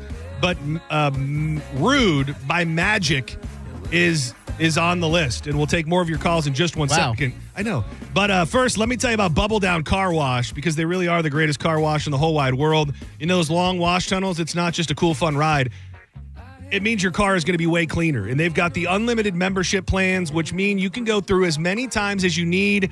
We're fighting against the bugs, the bird, the pollen, the afternoon rainstorms, the sand from the beach. So you want a plan that has you locked in to get as many car washes as you need, as many times a week as you need. They've got locations in Tampa, Brandon, Riverview, Wesley Chapel, Palm Harbor, with a brandy new spot that opened up in Spring Hill. Make your way into your nearest Bubble Down today, and you will have the cleanest car in town every time you bull down. This one jump out as a hated song. Do you remember when it came out? I'm on the same page as you. When it came out, I was like, this is a fun song. I like it. I also, this was early on. What was the year here? It was, let me see if 2015, 16. Right? That sounds about right. Because it was right when I was kind of getting in deep to the reggae-ish scene. I was way into the Dirty Heads, and I remember thinking to myself, "Oh, they're playing bands are now getting on the radio that have this kind of reggae-ish. Like this definitely has a reggae vibe." Yes, the instruments in it for sure. And it was on the list. I'll throw out a couple others that are on the list. You know, they're to me it says 11 years ago. Okay, so yeah, you're probably pretty close on 2013-ish or something like that. Right. This one is on the list, and to me, there's a difference between a song that was overplayed, and a song that is inherently bad. This one as well, and they all the songs that are on this list that are kind of human generated, individual generated. They just kind of seem to be overplayed songs from a certain area. Yeah. Certain era. Like this song. And that was kind of my question, because I was thinking of What's New Pussycat? That's a terrible song. Yeah. Not like songs that were overplayed. So in this vein is the song I'm in Love with the Cheerleader on it. Because I remember that song got to a point where even I was like, okay, I'm in love with the cheerleader. Oh, I'm in love with the cheerleader. Oh. I liked that song, but it got overplayed to a point where I did not like it. Do you remember the name of that song? Was it Cheerleader? I think it was probably just Cheerleader. Oh, because you're singing it to me, and I feel like I know it. You definitely know that song. I'm in love with the cheerleader. Yeah. Is this it? Yeah. Is my queen, 'cause she stays strong. First came out. Thought it was very interesting. This feels like a different version. Yeah, right? there seems to be 10 different versions. So this is She stays strong. She is always. This to me is very much in that vein. Yeah. You know what's crazy? I also think a lot of these songs are same era, same exact era. Yeah. I don't know if we were just putting out bad music in that in that time, which I think there is an argument to be said. But dude, this one is on the list as well. And again, I don't inherently think it's a terrible song. It just got played so damn much that it was. I still like this song. Like a character of itself. Yeah. I remember the first time I heard it was during the movie. This movie. It was a Despicable Me movie. Too, yeah. And I was like, that song's catchy. I like it. All right, so we're going to rapid fire through phone calls. Don't take it personally if we don't play your song or keep you around too long. What's the name of that song? Because we're pretty much just looking for a song that we haven't thought of, that's not on the list, that could properly fit the parameters of being the worst song ever. And if it's a song that nobody's ever heard, go ahead and hang up. Because if you just know a bad song from a band that you knew when you were young and nobody else has ever heard of it, that's just not going to hit quite the same way. So a mainstream, large song that you would consider the worst song of all time. Senning Show, you're on the air. Who's this? This is Justin from Venice. Justin, what up, dog? What's going on, guys? What's going on, Dizzy? So I'm saying Rebecca Black, Friday, or It's Friday. Oh, that's a good pick. That song was on everywhere, and I hated it even when I first heard it. It's so bad that I put it out of my memory. I didn't until you said it. I was Friday, like, oh my God. Friday. That's the one, right? Yeah. That's the one. You want to know what, dude? You got a pretty good argument right there. I think broke the game. You got to win a prize. I'm gonna throw you on hold. I got you, dog. Yeah, this song is the worst. This is what's the story? I think she's just going out. No, party. but who is this? Who is this? Wasn't she a winner of American Idol, one of those things? Or a Disney girl? It's one of the two. I was gonna say it feels like it should be going with oh my gosh, dude. She was just a YouTuber, it looks like. This chick now, she was a kid when this song came out, kind of. Her Spotify promo picture is her with her entire ass hanging out. Oh. Like she's in a thong. In 2011, Rebecca Black's viral hit Friday reached more than 150 million people, became the fastest growing song and video that year. It says 10 years later, she have another song? So are we going to see something like Baby Shark on that list? I don't think that deserves a place on the list. Neither do I. That's a kid's song, and if you hate it, you probably hate it because your kids played too much of it, and I mean, it was undeniably a song that kids loved. This chick's out there still. Oh, man. She's gonna be in town next week. Oh, let's get her on the show. Oh, she's opening for Katy Perry. She's on tour with Katy Perry. Rebecca Black. Doing what? This song? I'm telling you, dude. She's got a new lease on life. She's showing her booty meat out there. She's clearly doing different things than this. I'm gonna look it up. Senning Show. You're live on the air. Worst song ever. Gotta go with Gangnam Style. That song was terrible. Oh, dude, I can't disagree anymore with you, dude. I thought that was a hell of a song. Dude. That's terrible. Dizzy, are you... I mean... This song? Oh, I didn't like it. Terrible. I think the first time I heard it, I thought it was funny, and then I immediately got over it. Like, all right, the song sucks. I'm sorry. It's going to take an agreement. It's going to take an agreement between the two of us. I think this is still the most viewed video on YouTube ever. No way. It was for the longest time. Let's see. Even no, Baby Shark beat it. Even if you hate it, though, this song has something in it that gives you a little bit of, as overplayed as it is, there's just something.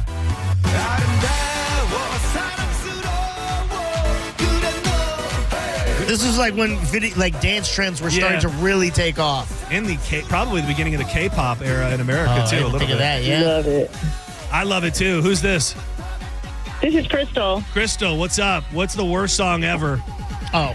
Okay, so Miley Cyrus, Party in the USA. Oh, my gosh, that's a great freaking song. What? It is the worst. I love that. Here's the other thing that's going to make this. You're not American, is what I'm hearing. Yeah. Okay. Are you serious? Dude, Are you serious right now? I actually, there's an argument and a petition out there to make this the national anthem, and I don't disagree with it at all. Stop it. You're kidding, right? You guys are pulling my leg. I like this song. I'm not.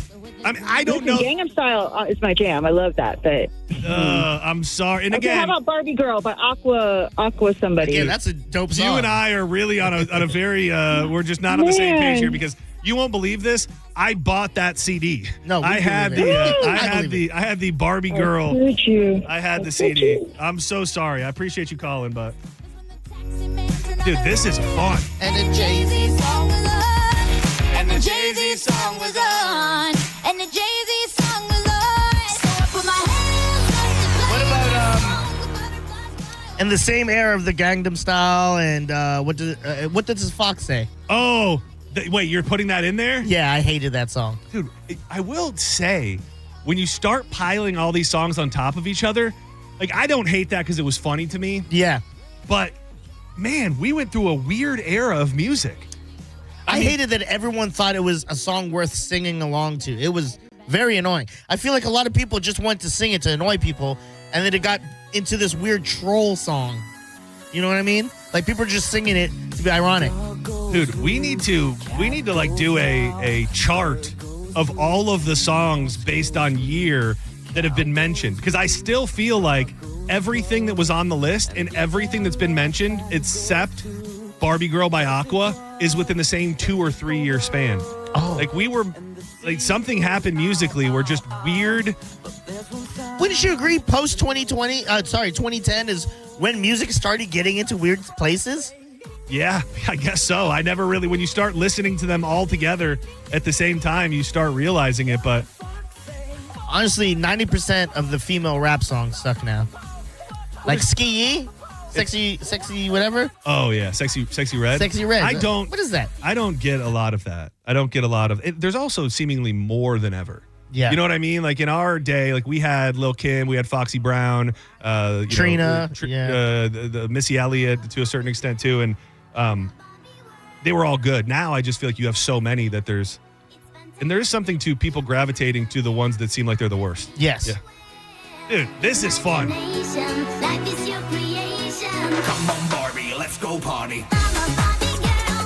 I don't know. The song kind of sucks now that I'm hearing it. Yeah, again. I'm not gonna lie. I'm not feeling it the way that I thought I did, but I had the CD. It was the only song on the album that I could listen to. Aqua, right? My sister had the CD. Aqua, yeah. It was like an ocean thing with an eye in it. Yeah, it was. Senning Show, you're live on the air. There's a list out there of debating the worst songs of all time, and we're trying. Oh, I'm sorry. No, you're good. I was just letting people know that we're trying to find the worst songs of all time that we have not thought about yet. What's up? Who's this?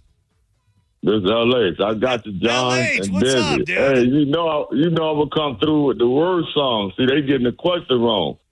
That lady said, "Party." That's one of my top 10. That's a good song. What Barbie song? But no, she said Miley Cyrus. That was trash. Dude, I could just that was a envision good song, actually. LH like sitting in his garage, just chilling, rocking out to sir. Miley You know, Cyrus. I'm right here. I'm right here. Hey, I promise, I'm right here.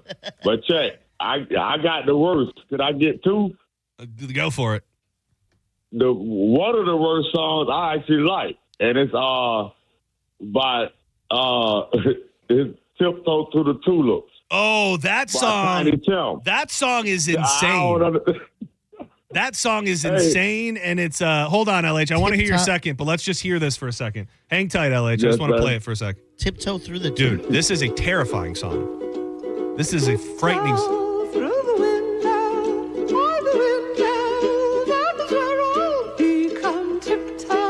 Now they actually like use this on TikTok for like terrifying things. It's like really? All right, LH, that's a pretty good pick. It exists in a weird world where I almost feel like it was meant to be bad and creepy. But what's your second one? The reason why I liked it because I seen it in a movie with Nick Nolte, Q&A. Okay. And it was in a scene. That's the first time I heard it. I never heard it. But the second verse that I don't like is Rick Springfield with Jesse's Girl. That's annoying. And why do you like this, your best friend, girlfriend? Dude, I love that. Song sucks. That song's that makes you feel something, dude. You and Drew best buddies. I already know this. You want Drew woman. Well, come on, man. All the women in the world. There's a lot of songs that have content that I'm not gonna do. You said the word song. Why would I make a song about my best friend girl? I want John girl. Nah, bro. Hey, I'm gone. Hey, y'all have a I great love you, day. buddy. Thank you. This is one of those songs that just makes you feel something a little It's bit. not my favorite song, but I think it's a pretty cool song.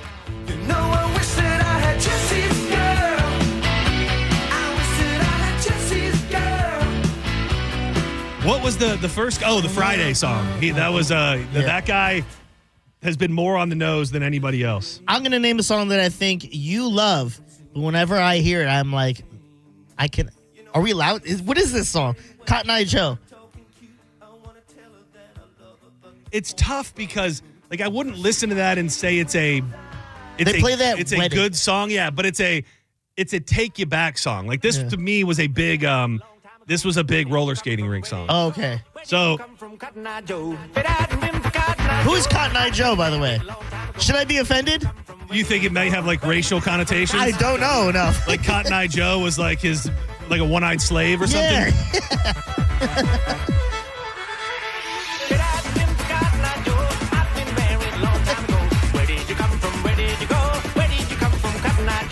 The meaning behind Cotton Eye Joe is not definitively known, but the song is a traditional American folk song. Oh, then yeah. Some theories suggest Cotton Eye refers to being a cross-eyed drunk on moonshine or having milky white eyes due to various conditions. The song also has a history of being used in minstrel shows, so it is racist a little maybe. Mm-hmm. And the Rednecks version, while popular, is a Swedish techno parody of the folk song, which has led to many misinterpretations. This is sung by a group called the Rednecks? Rednecks, Rednex. They spelled it like they're a hip-hop band. Yeah. Senning Show, we got time for maybe one or two more. We're looking for the worst song ever. Who's this? Garrett. Garrett, what up? Hey, what's up? How y'all doing? Doing pretty good, man. What's going on? You got an offering for the worst song ever? I got two offerings. My first one is Lights. I think it's Ellie Goulding, I think it is. You show the lights that stop me, turn to stone. That song, I can't stand. All right. Well, you sang it beautifully. I don't know it, so I don't feel comfortable saying, hold on, let me see if I know it at all. To push me, you show the lights. Oh, dude, I like this song. Okay. I like this song. I don't know it very well, but I don't hate it. Well, we're learning. It's hard to tell John there's a song Dude, that's it's hard for me to hate a song. Yeah. Like especially if it's upbeat, like I'm probably not gonna hate it. Okay, what's the second one? The second one is Baby by Justin Bieber. My ex listened to that in middle school religiously every day, and it just is so annoying. You're talking about a Canadian treasure now. Can I tell you that that one may be the first true one that not only do I not hate, but I really, really love this song. Oh my! I love this. I love this song, goodness. dude. Luda on the remix. Come on, Doesn't make it better. Okay, that's fair. Luda on the remix is fair, but just Justin by himself. This is prime was Justin. Really annoying. This is prime Justin. I was not a fan of this era of Justin. Kid Justin. Dude, this is prime Diddy. This is prime Diddy era, dude. This is. Dude, this is you can hear the diddling going on in This the is beats. when him and Usher were throwing it back and forth to him. Yeah. Let me just get to the Luda verse just so we can enjoy that. Come on, Luda. Where you at, Luda? Oh, I was starstruck. She woke me up daily. Don't need no Starbucks. She made my heart pound and skip a beat when I see her in the street and at school on the playground. Dude, I mean, I thought it was the remix, but this doesn't say remix. Was he just on the song? I think so. I think he might have been on the song. So that guy doesn't even have his. Shout out to Monica putting in an offering. I think I like this song too. John, every song you like. There's one song you said I think you didn't like. It was the Friday song. Oh, yeah. This is the one that Monica put out there. CNC Music Factory. No, I like this song. Dude, I love this great. song. I love this song. Dude. I'm sorry. I love this How song. do you not like this song? Dude, this is like eating a burger with no cheese on it. Hey, this makes me want to dance now. All this right. is skating music. No, the prime skating rink music. All right. Great work. Great work. Shout out to our winner for the Friday song. I'm sorry that it turns out I just like every song ever, so that made it pretty hard to get a winner. But when we come back, we're going to do a little bit of vroom and something happened that I don't think I've ever seen in NASCAR on Saturday night in the Xfinity race. An event after the race, once the driving and the racing was over, a driver was sent to the hospital. We'll talk about it, play the audio, and dig into it as we make way for John's Joints coming up at 3 o'clock. Drew Garabo is going to join us. Oh, Monica, what's going on? You're off base on this. This also feels like a song Monica would love. You would think, right? Yeah. I'm in. Keep it locked to the bone. More Senning Show on the way. We've been talking about storms. I am passionate about weather and storms, and you got to have it somewhere in your mind. What happens when the grid goes down? What happens when the power goes out? You got no lights, no AC, no answers. And, it may not be this season, and hopefully we don't get any storms, but it is really a question. It's not if, but when. And if you go with Solar Bear, it's important to know that right now there is a federal solar tax credit that is still out there, but it's fading fast, and you can save thousands of dollars. But time is running out. If you wait, you're going to lose out on these deals. And Solar Bear installs high-efficiency solar panels. And the real secret when you're thinking about planning for a storm is the backup batteries that are going to keep your home powered even during times of power outage. No more panic, no more darkness. Do not miss out on this credit, though. You've got to call Solar Bear now and lock in your savings before it's too late. Check them out online at solarbear.com today before the lights go out.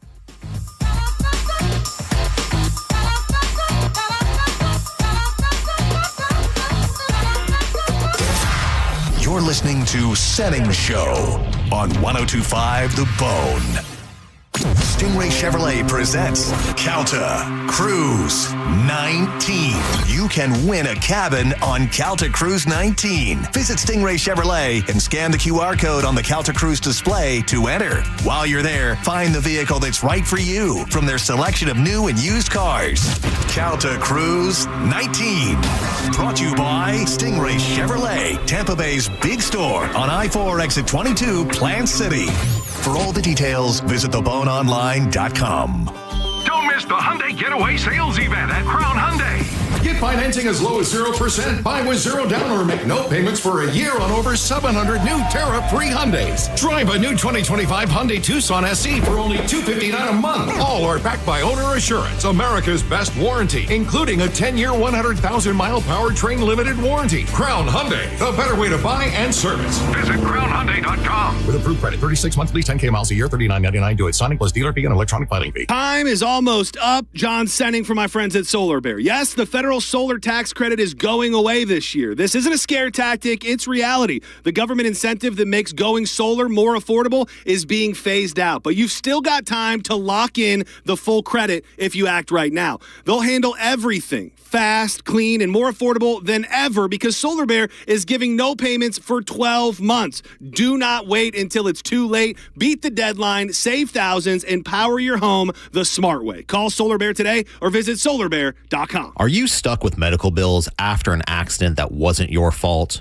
I'm Tampa injury attorney Mo DeWitt, and I'll fight to make sure those responsible pay, not you. Injured on the go? Just call Mo. Just call Mo Coxair.com. The old saying, you get what you pay for, still holds true today. Like when air conditioning companies offer you $29 tune-ups. Really? I'm not going to be fooled by that, and you shouldn't be either. Hi, I'm Zach Moskowitz, president of Cox Heating and Air Conditioning. Those so-called deals lure you into spending a lot more. At Cox Heating and Air Conditioning, we have a real honest solution. It's our Cox Personalized Maintenance Plan. For only $110 for first-time customers, our certified technicians visit your home twice a year and keep you cool. Get your Cox Personalized Maintenance Plan today at coxair.com. License number CAC 1816108. Cox is your key to comfort since 1958. Fence Outlet customer Sarah shares. We decided to go with Fence Outlet after receiving several referrals from our neighbors. They've been in business for over 30 years, so we trusted that they would do a great job, and they did. Go to fenceoutlet.com to book your free estimate. License number C10252 and C10803. If you've been hurt in an accident, call Bernetti PA. We make it easy. In fact, you can hire us by phone, over the internet, or we'll come to you. Call 1-800-BERNETTI. We're ready. Offices Lakeland, Tampa, St. Pete.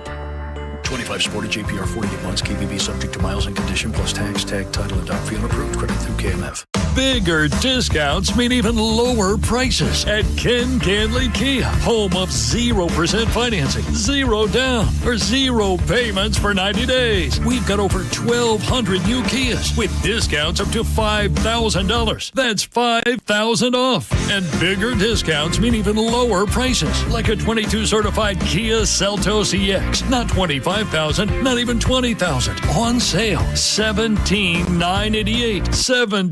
$17,988 for a Kia Seltos. Got a trade? We'll give you up to $5,000 over Kelly Blue Book value. Have bad credit, no credit, negative equity, bankruptcy? If you earn at least $500 a week, we want to say, yes, you're approved at Ken Canley Kia, Newport Richey on US 19. Online at KenCanleyKia, Paid for by Hims & Hers Health. Hims & Hers Weight Loss is not available everywhere. Compounded products are not FDA approved or verified for safety, effectiveness, or quality. Prescription required. Restrictions at forhers.com apply. Wegovy and Ozempic are not compounded. Trying to lose weight? It's time to try Hers. At forhers.com/radio, you can access affordable, doctor-trusted weight loss treatments tailored to you. These include oral medication kits and compounded semaglutide, the same active ingredient that's in Ozempic and Wegovy, but at a much lower price. So you can lose weight for less money than you'd spend on name-brand drugs. Through Hers, pricing for oral medication kits starts at just $69 a month for a 10-month plan when paid in full upfront.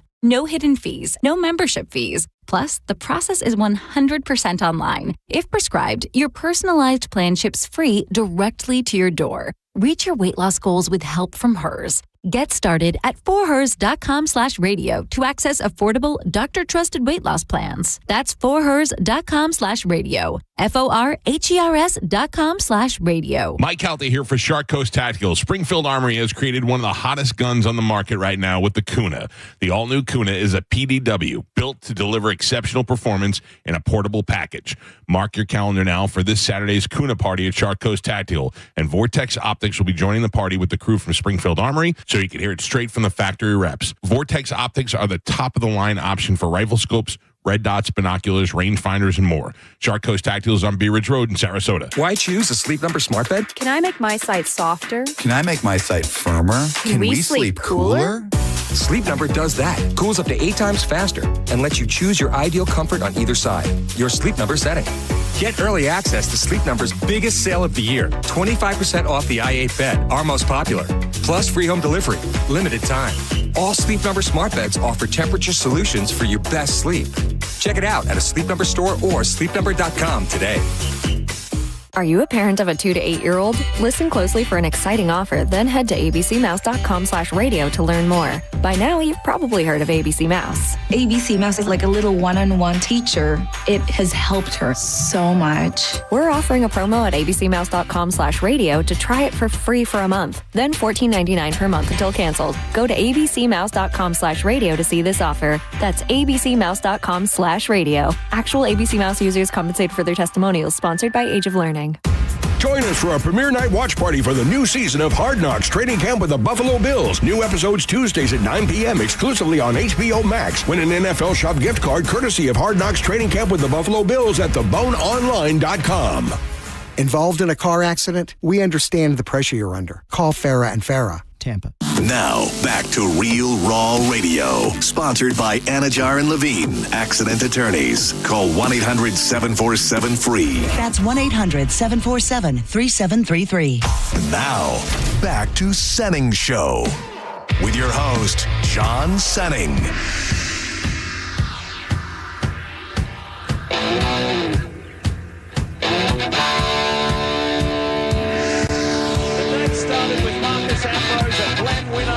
Voicing our show open. Marcus Ambrose encouraged Shane Van Gisbergen to do what he's doing now. SVG does it again, but a year on, he gets redemption and wins at Watkins Glen.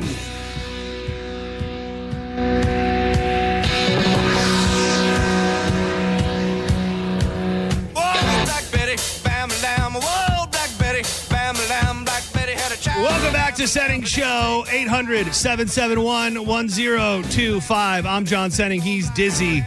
You can watch the program. We love it when you do. Get up in the chat room at the 1025 The Bone YouTube page. Senning Show is live. Shout out to everybody in there. What time were you up today? Why? It felt good this morning. Like the weather. Yeah, it's so weird. That's a great question and a great thought that I had because, we had this weird storm system that went up the coast yesterday and it was tropical in nature. And when I made it outside, it felt like that feeling after a hurricane. Yeah. When you get that super breezy, kind of dry breeze. I thought the same exact thing when I was out. And I think we probably have to enjoy it while we can because I think the heat dome is coming back. I think it's going to be like 100 plus degrees again soon enough. I can't wait for fall. Dude. Just that beautiful, nice, cool, that type of weather. Preach. I did want to give a shout out. I was down in Osprey over the weekend, and there is a bar that might quite possibly be my favorite bar on planet Earth. You could call it a dive, but it is very clean, very nice. Lots of pool tables, dart tables. Dude, you ever play I got a passion for the tabletop shuffleboard. You ever play it? Oh yeah, where you just you got to get it to the point. So every time we go there, we have drinks and we play tabletop shuffleboard with my in-laws. I spend way too much money on the Touch Tunes jukebox, but when I think of the type of bar that I'm looking for, it is the O Bar in Osprey. And for anybody who's living down south in the Sarasota through Venice area, if you're not hitting up the O Bar, I don't know the owners. I don't know if they know that this station exists, but I love that damn place. I love a place that when you go on a during the day, like in the summer, you walk out and it's like you've been in a cave. Like you walk out and you're like, oh yeah, like a strip club. What's been going on out here in the world? And that is everything the O Bar has to offer and more. Tabletop shuffleboard, one of your top bar games? That is my top. That would be my top. That would be over pool, and which I like playing pool, over darts. I was going to say, you seem like a dart guy. Yeah, and I've played it, and it is fun. But, dude, this is, I wish more bars had the tabletop shuffleboard because it is, it's just fun. It's hard for me to get, now Mark in the chat room said, is it an American Spirit kind of bar? You cannot smoke inside. So that's why I don't know if everybody, like a dive bar ultimately has to be definite smoke inside. They got a nice big patio where you can smoke and things like that, but inside, no smoke. So thank you for the question, but no burning heaters. My favorite's the ring game where you throw it on the string and it has to catch on the hook. That's fun. That's my favorite. That's more of like to me that's like a tiki bar game rather than a regular bar game. In the vroom vroom world, there's a couple things I wanted to touch on before we make way for John's Joints, and I was probably just got home from the O Bar on Saturday, and I was perusing, trying to figure out what was going on with the Xfinity race, which, if you don't know about NASCAR, it's kind of like the minor league version. They often race at the same track the night before. And this Connor Zilic dude is currently killing the game. I think he's won like 5 out of the last 6 races. He's been in the top 3. Like, this dude is just taking over that Xfinity. And he goes to get out of his car, and he won the race. Spoiler alert. He won the race, and he goes to get out of his car, and they celebrate. And he's kind of half stepping up on the roof of his car while one foot is kind of in the window. And he says that because they spray you with stuff when you win. They hit you with water and soda and all that. And he said he got slippery dude, and the audio will not do it justice at all. But this was the moment that he fell off the top of his car. One foot gets like caught in the car, so he hits the ground, the pavement, with nothing much more than just his head. 7 career wins. Let's go down to Mobile One Victory Lane, Dylan.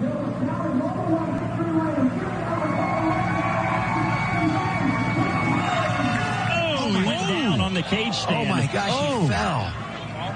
Oh, my gosh, he fell. Dude, it is such a randomly bizarre, horrific thing because, I mean, I was following it in real time. Like, I saw it on social media a couple minutes after it happened, and the way people were talking, like, they thought this guy was dead. I mean, he really did fall from, imagine, probably 4.5, 5 feet, and then right to the concrete ground with nothing more than his head. And he did get the, like, you know, they show it in NASCAR and in football and stuff when they kind of get their, I think they call it fencing, when your body goes into this weird thing where you're knocked out and your fingers curl in and all of that. And they took him away in an ambulance. They put him on a board and took him out of there. And thank goodness, I guess it was only a broken collarbone. And he ended up coming on TV yesterday and thanking everybody and saying he was going to be okay. But what a terribly embarrassing thing to happen. Like, I think he was poking fun at it and was happy, you know, that obviously he wasn't more seriously injured.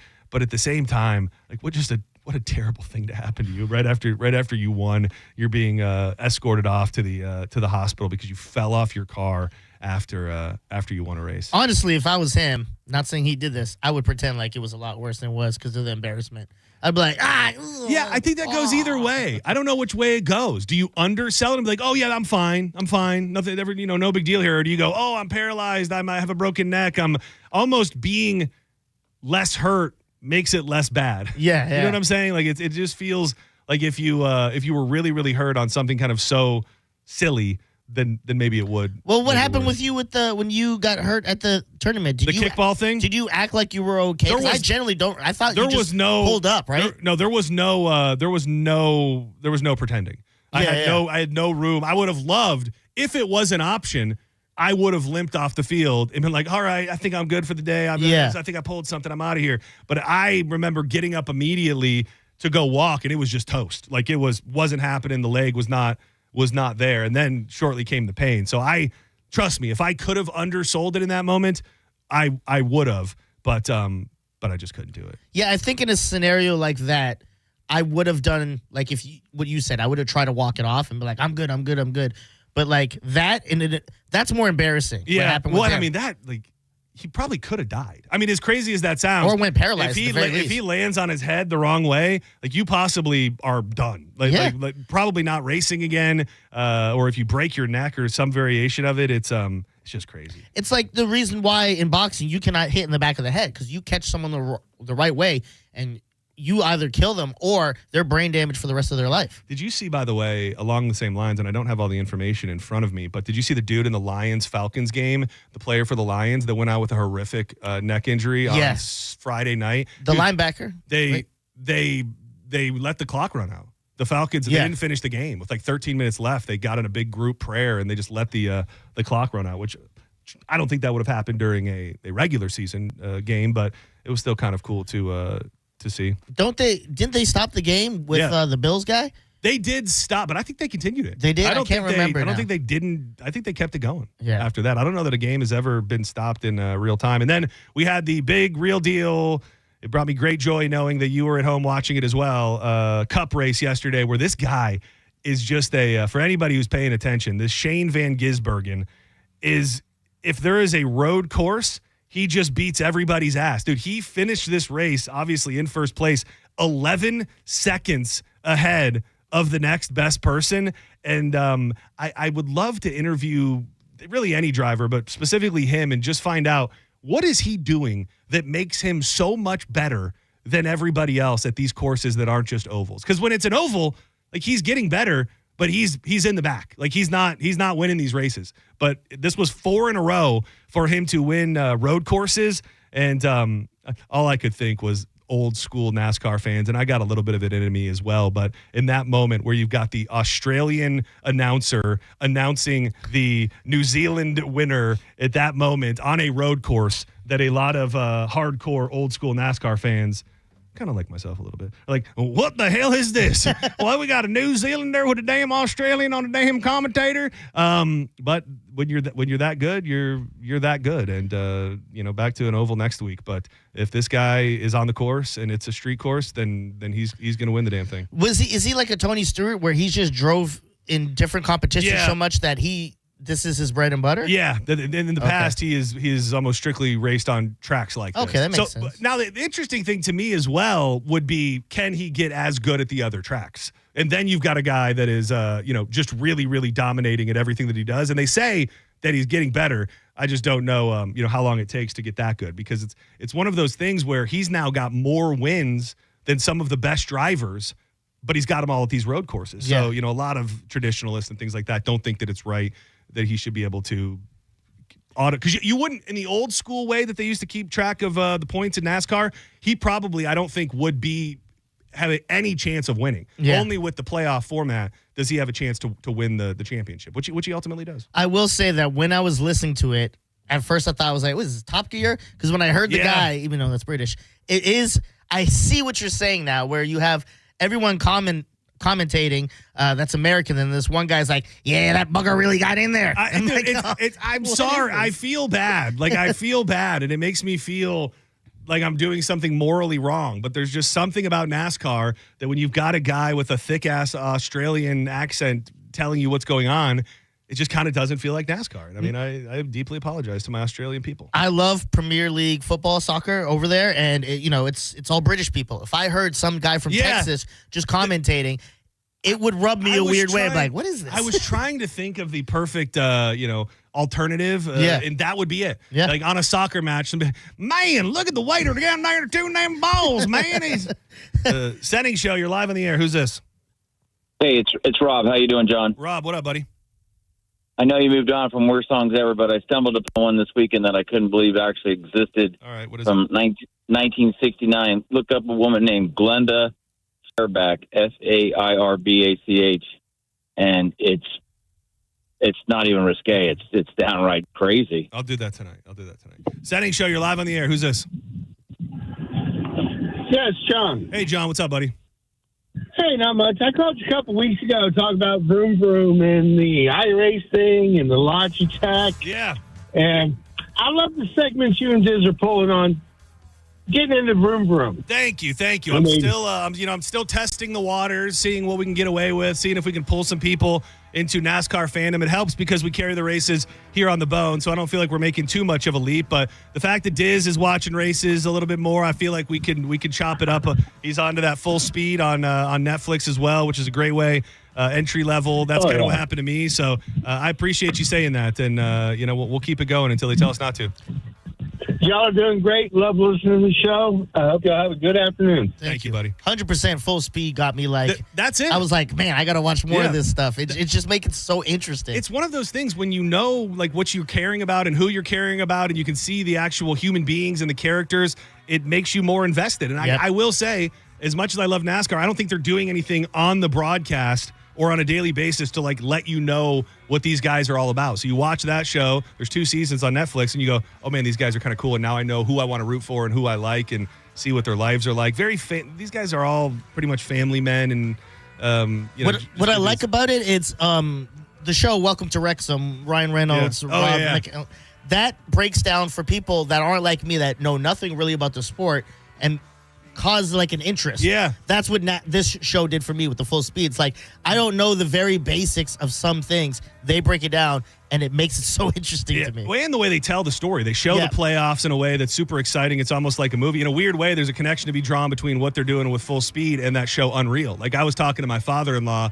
over the weekend, who doesn't watch wrestling, doesn't really have any interest in it. Yeah. But he watched that Unreal show. He goes, damn, this is really interesting. And whether you get just into that show or it makes you like the sport as a whole, I think you're still bringing in more people that have interest in it. So very good stuff. Vroom, vroom, vroom, vroom, vroom to everybody who vrooms out there. Don't go anywhere. When we come back, It's time to dig into John's Joints. We'll be joined by Drew Garabo. We've got lots to get into. We'll retouch on the weekend and the Friday night. That was a lot of fun. I got multiple things pertaining to school. If you didn't know, this is the kickoff to the strictest cell phone rules in schools that were passed by the state last year. We'll touch on that. And if you are a UFC fan, everything just changed in when it comes to you being able to watch pay-per-views. UFC announced a brand new huge deal. Don't go anywhere. John's Joints with Drew Garabo kicks off next.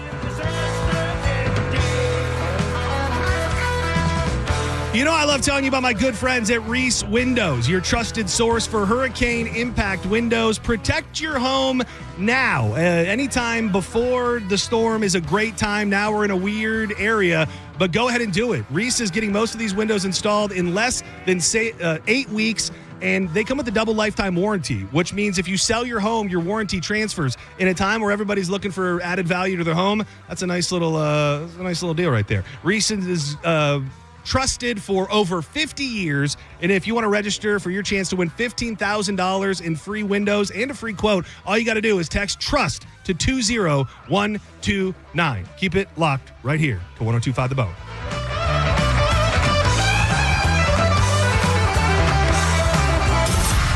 You're listening to Senning Show on 102.5 The Bone.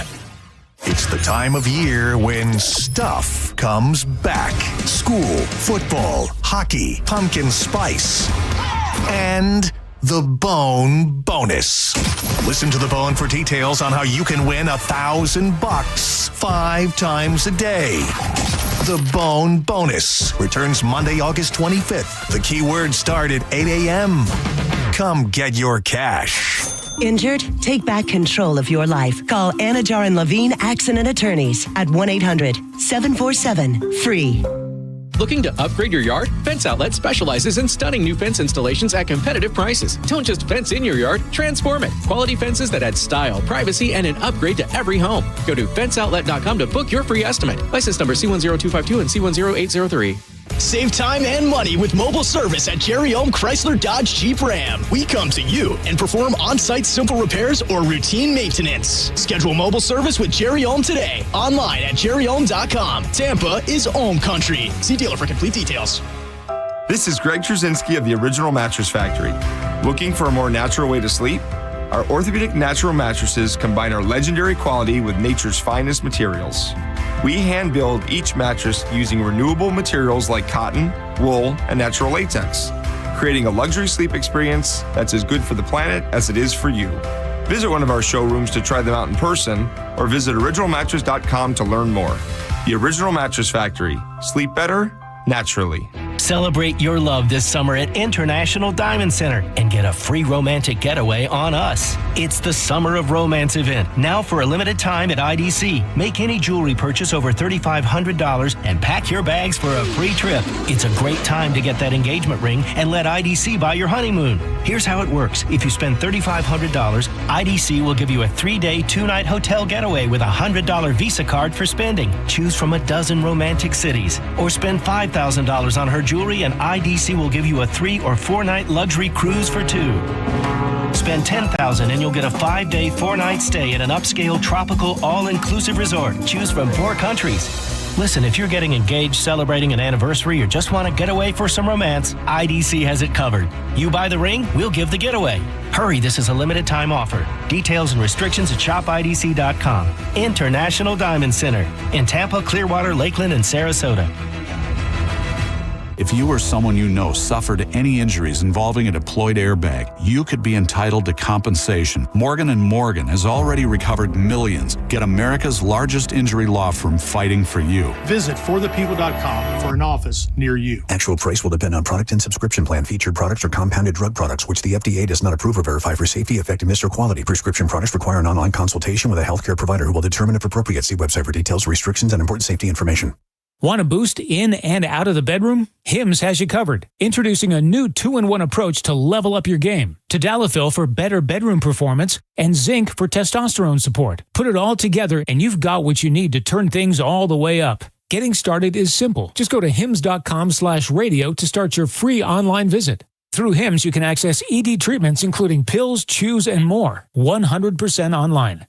No office visits, no pharmacy lines. Just fill out a simple intake form and a licensed medical provider will determine if treatment's right for you. If prescribed, it ships free and discreetly to your door. Find affordable treatment options at up to 95% less than brand names at hims.com/radio. That's hims.com/radio. HIMS.com/RADIO. Finding great candidates to hire can be like, well, trying to find a needle in a haystack. Sure, you can post your job to some job board, but then all you can do is hope the right person comes along, which is why you should try ZipRecruiter for free at ZipRecruiter.com/radio. ZipRecruiter doesn't depend on candidates finding you. It finds them for you. Its powerful technology identifies people with the right experience and actively invites them to apply to your job. You get qualified candidates fast. So while other companies might deliver a lot of hay, ZipRecruiter finds you what you're looking for. The needle in the haystack. See why 4 out of 5 employers who post a job on ZipRecruiter get a quality candidate within the first day. ZipRecruiter, the smartest way to hire. And right now, you can try ZipRecruiter for free. That's right, free at ZipRecruiter.com/radio. That's ZipRecruiter.com/radio. ZipRecruiter.com/radio. This year, fuel prices have been a bit of a roller coaster. Here in Tampa, drivers finally have some relief at the pump, but prices are likely to go up by the end of the summer. Well, you know what can make your ride smoother? The Upside app. With Upside, you can earn cash back on every fill-up, which means there's money to be earned even when gas prices are low. Upside earns you up to 25 cents per gallon at hundreds of nearby locations, like Circle K, Racetrack, and Shell. Download the app and see why millions of Upside users have racked up almost $1 billion in cash back earned.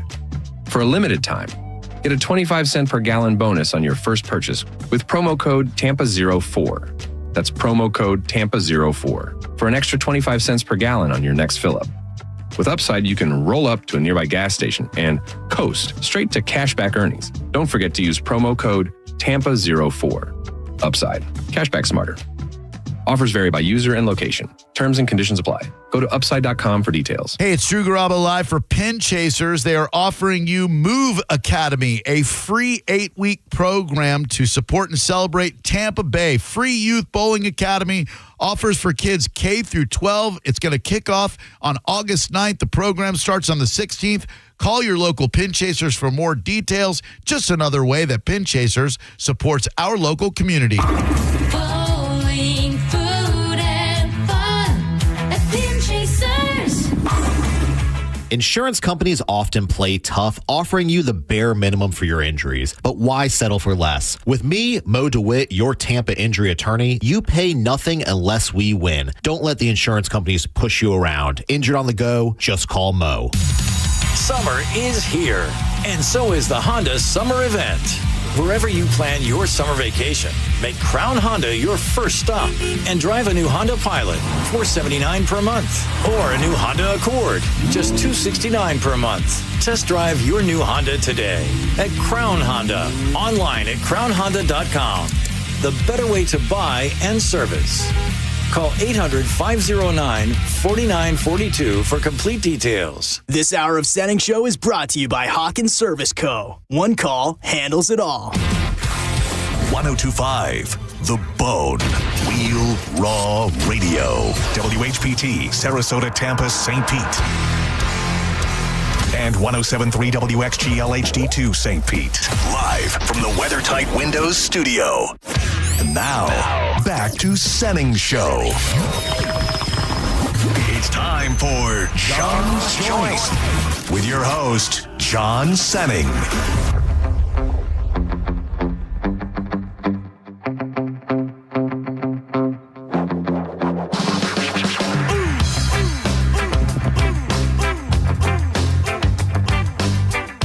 Welcome back to Senning Show. It's time to fire up John's Joints. Welcome back to all of those folks who have been hunkered down with your children all summer, not sitting in car line, maybe not listening to the radio. Welcome back to your routine. Thanks for being here. I'm John Senning. He's Dizzy. And every afternoon at 3 o'clock, just like we have for quite some time, We bring in the man who you might have saw on stage at Janice on Friday night as people braved the rain to come out in what turned out to be a hell of an event. He's the host of Drew Garabo Live. He is Drew Garabo. Hi. Now the father of a college graduated son. Wow. Man, I think maybe it was on the air. I think it was on the air when somebody asked you like about the parental feelings of a high school graduation versus a college graduation. Probably just more of a level of like appreciation and happiness and pride, less than, oh my God, I'm losing my baby boy. Like that ship has kind of sailed to the fact that he's moved out. But congrats to you and to Xander. Thanks, buddy. Yeah, at high school graduation, there's more unknown stress, maybe more trauma of like, I'm losing my baby. Yeah. You've already lost your baby when he's a college graduate, Yeah. so it's all happiness. You will be glad to know, I think he's giving me revenge for when he got back to me quicker than he got back to you. Yeah. Because Papa John sent off a congratulations text and hasn't heard back yet. Oh, So, good. If you find yourself around a dinner table anytime soon, just let him know, that I'm thinking about him and congratulations. So that's huge. That's, that's big for a parent. So congrats to you guys for raising a son that was smart enough to graduate college. Man, John, the best part is, I realized this over the weekend, is that he got that Bright Futures from the state of Florida, so we didn't have to pay one penny for his entire college nice. experience. Like that is such a wild thing. I think I had a story last week because there's all this. They're saying that they're going to start coming after college kids who have outstanding loans. They're going to start garnishing their wages and things like that.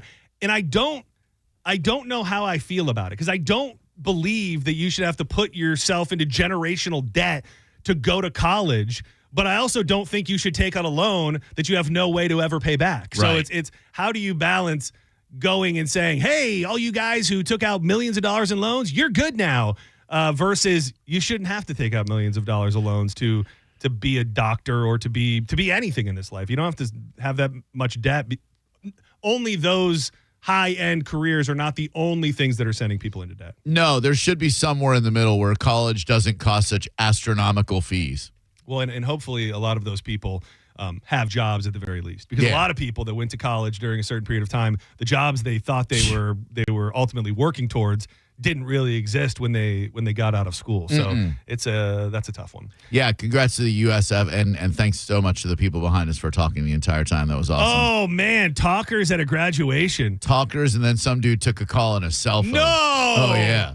No, what were they talking about? I don't know. Their command of English was not great. They were speaking in some Middle Eastern dialect. Oh, no. When we heard the phone ring and then the dude answers it, that's when Sarah and I kind of looked at each other like, what is going on here? What I don't want to cross racial lines here, but what is the phenomenon with Middle Eastern folks that specifically working inside stores? I went to a store yesterday. This kind of connects to that. It was a Middle Eastern guy.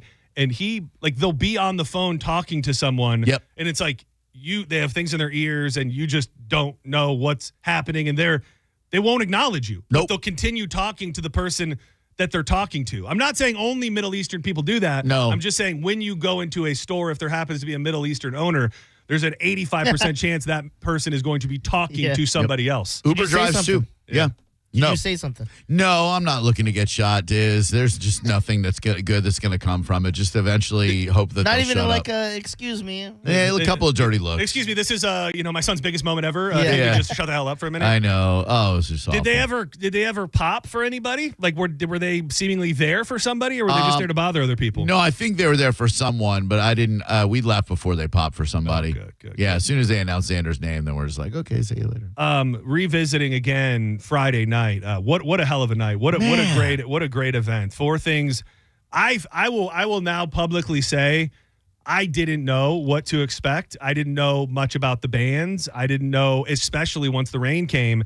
But that was I've been to nationally touring artists, at Janice that didn't pull that type of crowd. And for it to happen on a night that was rain-soaked would be an understatement. I thought that was really, really cool. And it seemed to be a pretty bone-heavy crowd, a lot of great people. So thank you to everybody, and I was very impressed. Would you agree that we were about 10 to 15 minutes of rain away from having to call that event?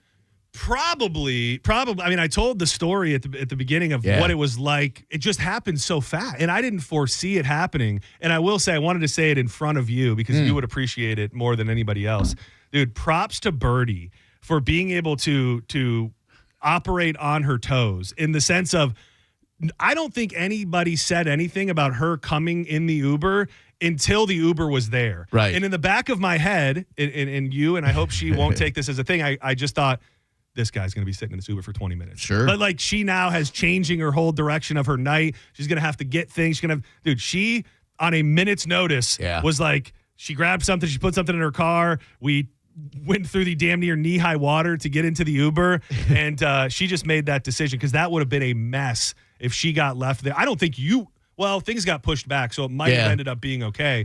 But you getting to my house to pick her up would have been as much of a disaster as it was trying to get out of there with an Uber driver who had never driven in anything like that before. Yeah, the audible that she called to be able to decide that on the last minute was key. She's a hell of a lady. Dude, the stress level that she had to be. I felt bad for her because it was the stress of figuring out if the Uber driver was going to be able to get to our house, and then the instantaneous stress when we're about 5 minutes from getting in the car that we realize there's water pouring in our house, and she's just kind of like, Danielle and I are freaking out. Yeah. We're trying to plug the hole and put towels around it, and she's just standing there like, is there anything I can do? Can I help you guys in any way?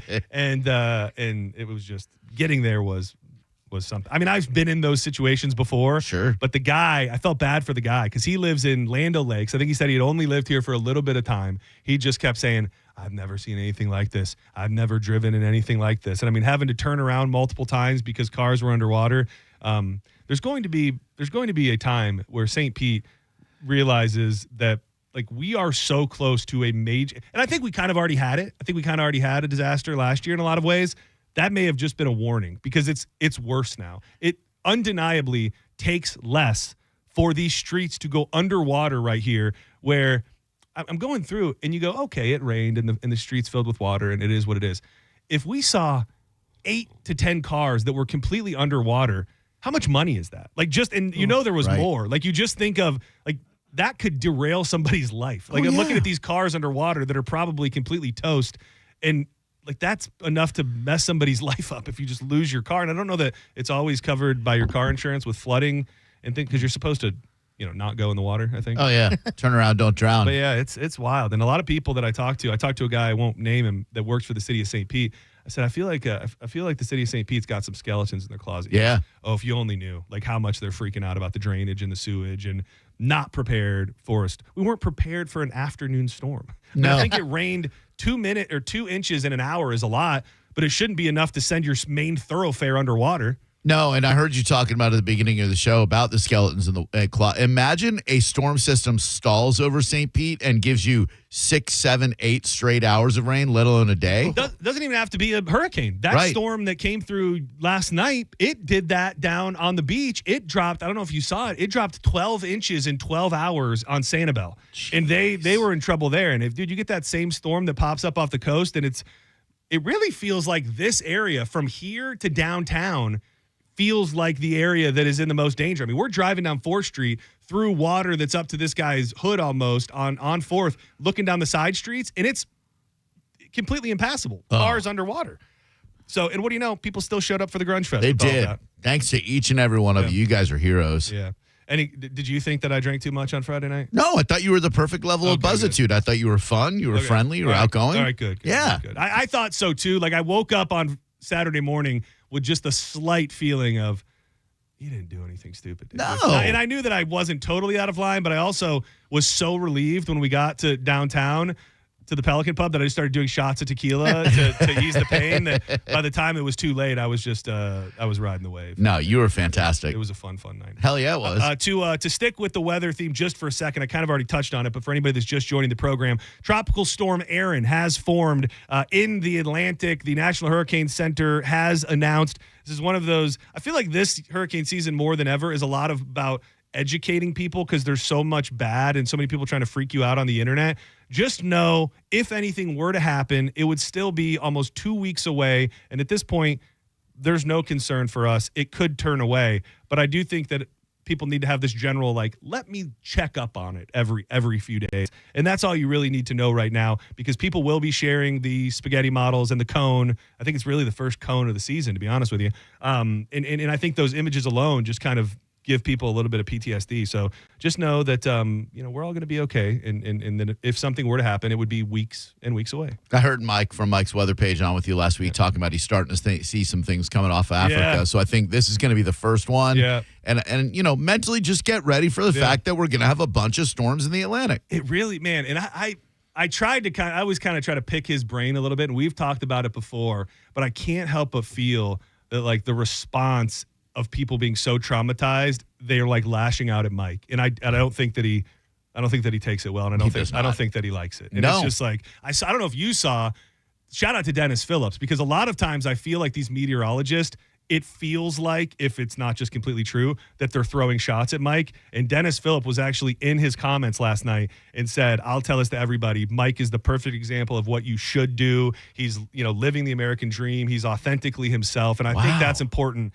for, like, one of the most popular meteorologists in Tampa Bay to say, this guy's doing it the right way in this world that, everybody seems to be so freaked out by. What a nice thing for Dennis to do. Yeah. He didn't have to do that. Sweet guy. Yeah. Moving along to some national news. I'm just now was reading up on this. I knew they were going to hold the press conference earlier today, but President Donald Trump has laid out an aggressive plan for the federal government to take over law enforcement in Washington, D.C., and has teased the same force might be coming to other cities around the country. Joined by top administration officials, he had Pam Bondi, Secretary of Defense Pete Hegseth.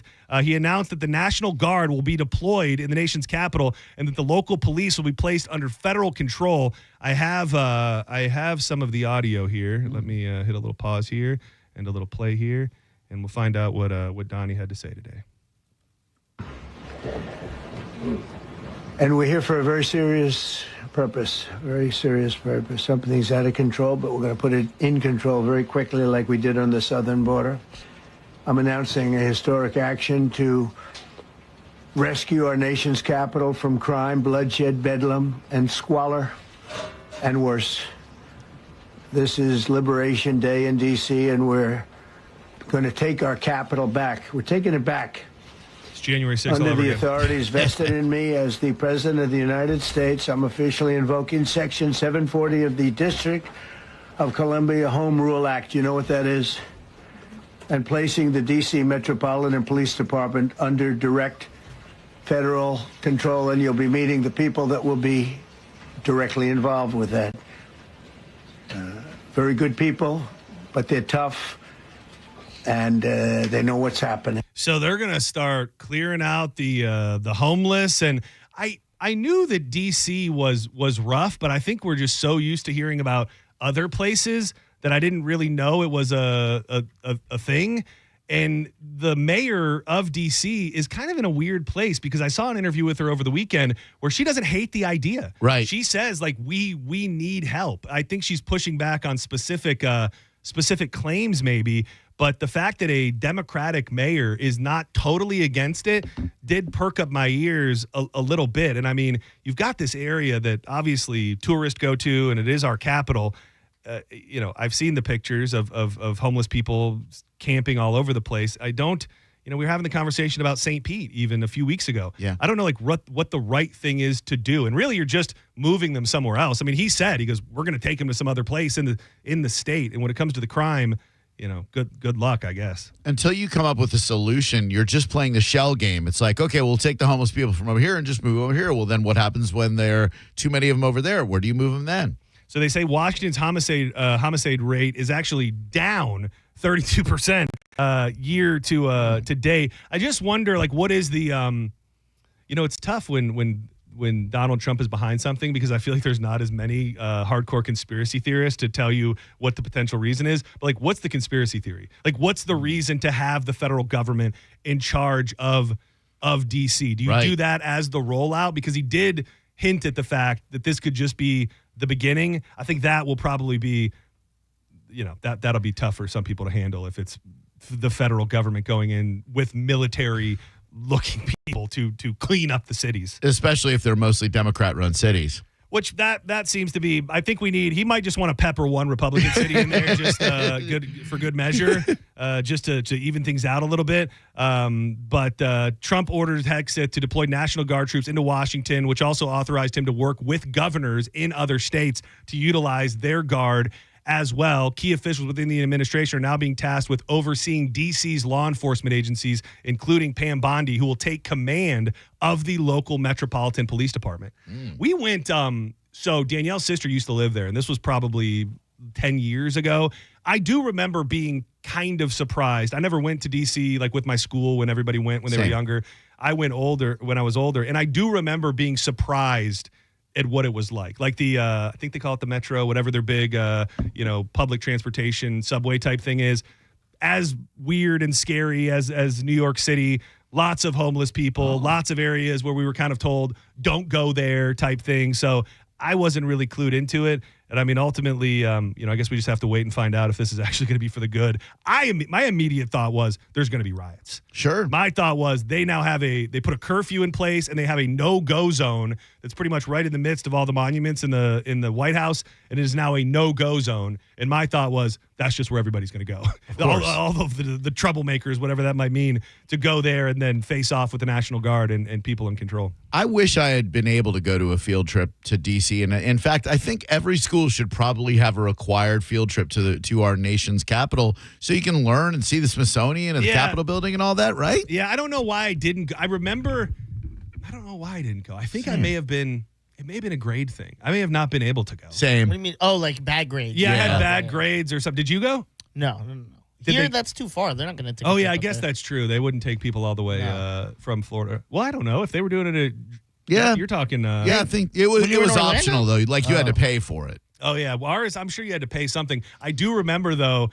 There was a very, very small group of kids that stayed behind, and I think they were gone for like 4 school days. And we like dicked off. Like I think we went on one field trip where I got in trouble because I let a bunch of cows out of their stall. I remember it was like a big farm, and I hit a button on the wall and it opened up the gates and let the cows out. But I just remember we felt like we made the right choice at the time. Now I don't know if I did. Yeah, I feel like that trip is just like a nerd thing to me. At that age, I'm like, I want to go learn. I want to know now more than I did then. Same, but you wouldn't have appreciated it then, and now we have no opportunity. I didn't. Life comes at you fast when it comes to history and what you're interested in. Because, like I said, I was there 10 years ago, and I don't think I cared. Like right now, I would be way more interested in touring around and finding out the connection to the history and everything that's going on. So I really do think the interest in history kind of hits everybody at a different time in life. You learned quite a bit about the Alden history on Friday night. Oh my gosh! Dude, were you there? I told you about it. You weren't there. No, right? I wasn't there when the guy was telling I you. wish I could remember his name. Diz, I met a guy.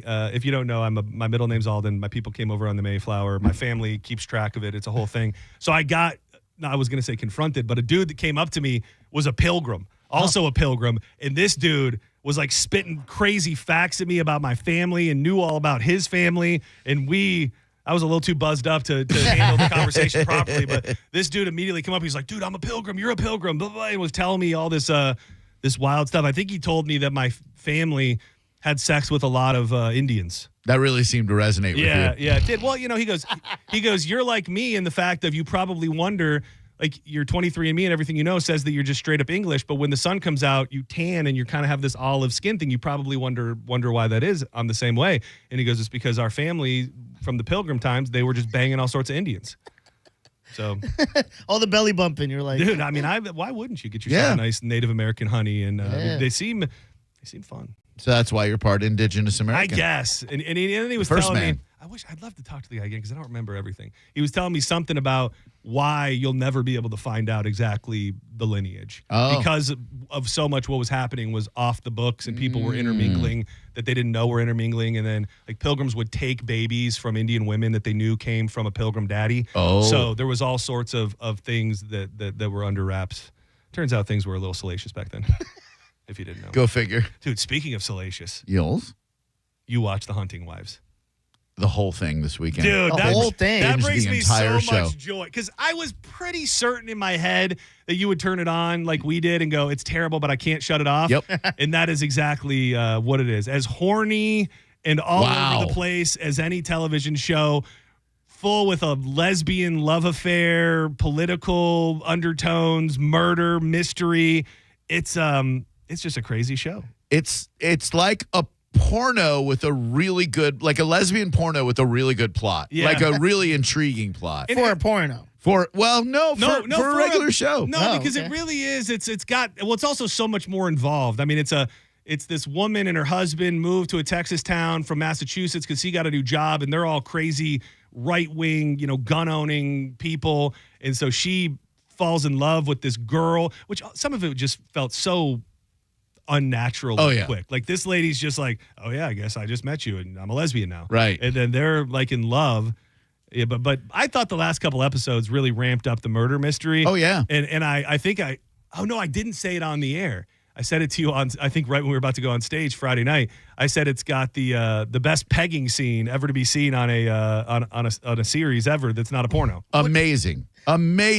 Like on the level of, remember Andy from Weeds? Oh, yes. And the Israeli Yael? Oh, did he get pegged? By the Israeli soldier, Yael, that he was dating. I don't recall that, but this one is This one's amazing. Yeah. Make the arrest. Take her in. Take her in. What's number 2 for you then? I have no number 2. This is really I think the only one that I've ever It came out of nowhere. Well, dude, yeah, and it's was he the sheriff? Yeah. Yeah, so it's the sheriff and his wife. Big masculine sheriff. And dude, he's this huge jack dude that's like running the town, and just out of nowhere, he's just solving murders and he's running the show, and then just here we go, he's getting pounded by his wife viciously.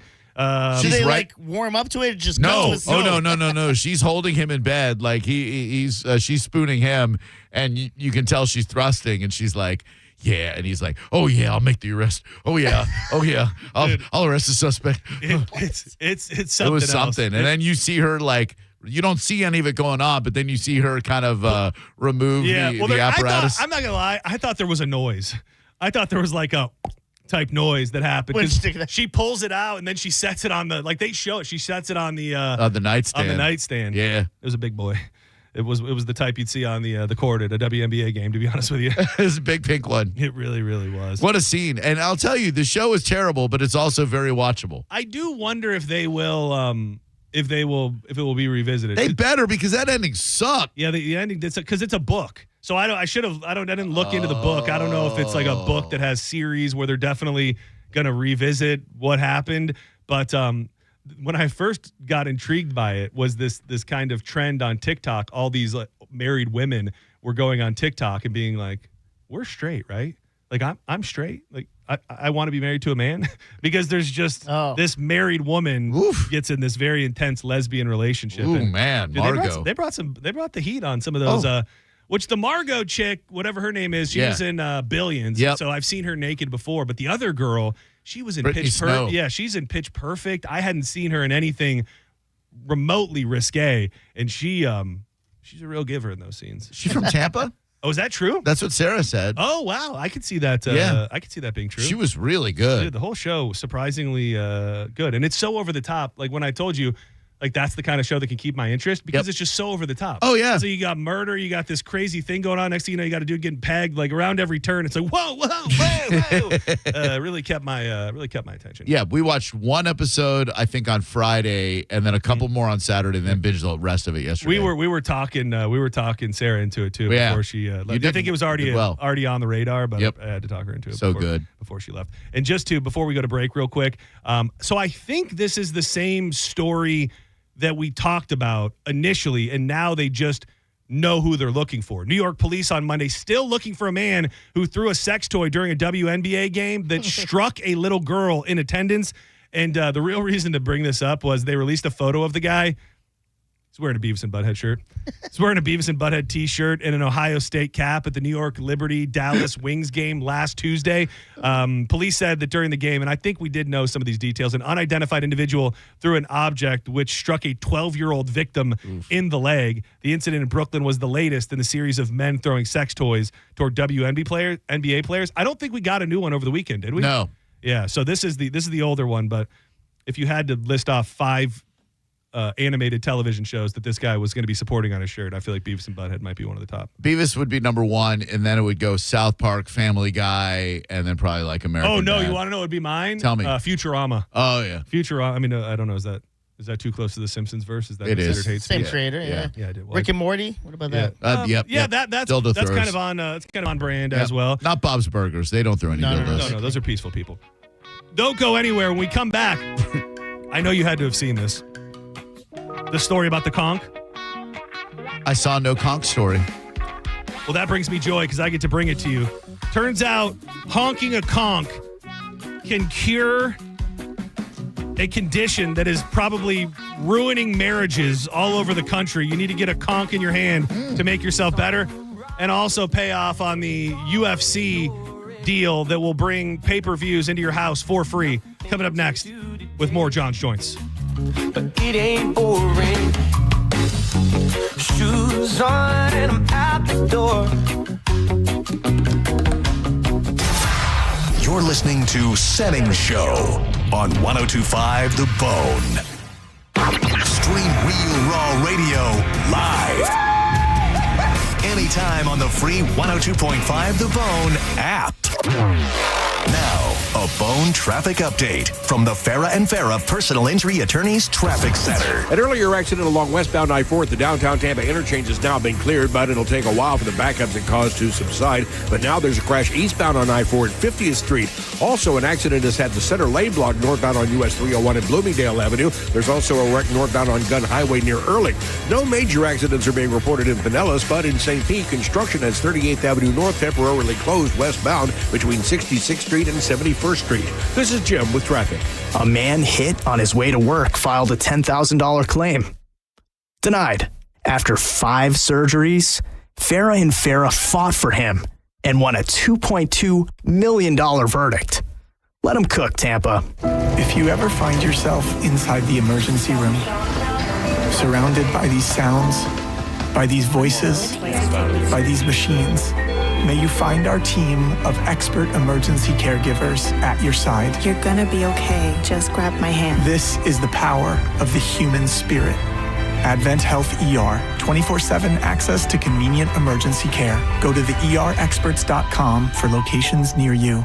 Advent Health. Feel whole. At Brandon Honda, get 0 down, 0 security deposit, 0 first payment, 0 do-it signing. Hi, I'm Sam Robbie. Get a brand new CRV for just $199 per month. New Accords are just $189 per month, or get a new Civic for an incredible $169 per month. We're approving all credit applications, and we'll pay off your trade no matter how much you owe. Plus, get a real nationwide lifetime warranty, unlimited time, unlimited miles. Get all the facts at BrandonHonda.com. Call 813-575-7725 for more information. It's more than just a fence. It protects your future gardener, Mom, look at my tomato. Wow. your future Olympian, and your future Best in Show. Get your free quote today for all the future brings at fenceoutlet.com. Avoid the stress of listing your home on the market and sell your home fast for all cash with a guaranteed offer from Mark Spain Real Estate. Hey, it's JP. And don't worry about repainting your scuffed up walls or fixing your leaky faucet. Mark Spain Real Estate's guaranteed offer allows you to bypass the market. Receive an all cash offer and close in as little as 21 days. There are no showings, no open houses, and no costly repairs. Mark Spain Real Estate makes selling your home stress-free. Go to markspain.com to get a guaranteed offer on your home today and start packing.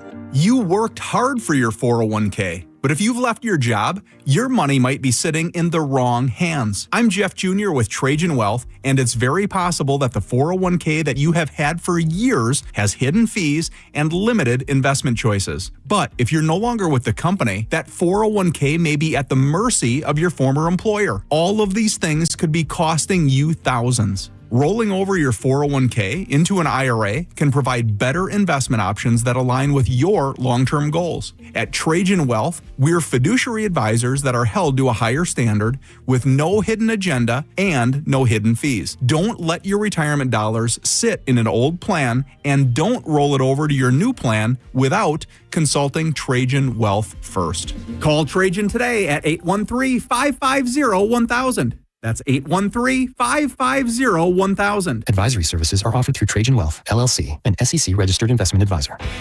Hi, I'm attorney Fran Hosh. Being involved in a car or motorcycle accident can be stressful. I've dedicated my career to helping accident victims and their loved ones. If you need an attorney you can trust, give me a call today at 866-LAW-FRAN. We will give you a free case evaluation. I won't charge you any fees unless you recover money. Give me a call today at 866-LAW-FRAN, 866-LAW-FRAN, or visit me online at lawfran.com. Main office, Palm Harbor. Don't miss the Hyundai Getaway Sales Event at Crown Hyundai.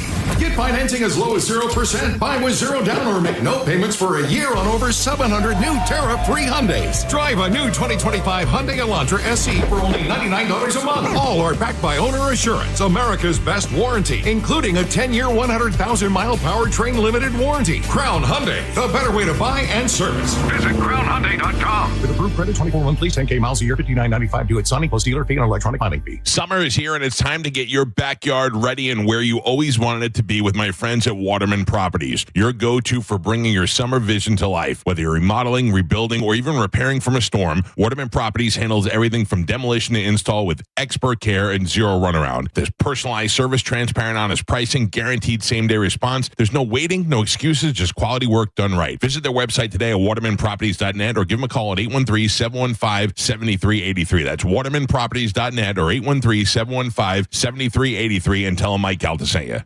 Mobile service is here at Jerry Ohm Chrysler Dodge Jeep Ram. We come to you at your home or office. That means you can save even more time and money with your next service experience with no more wait times.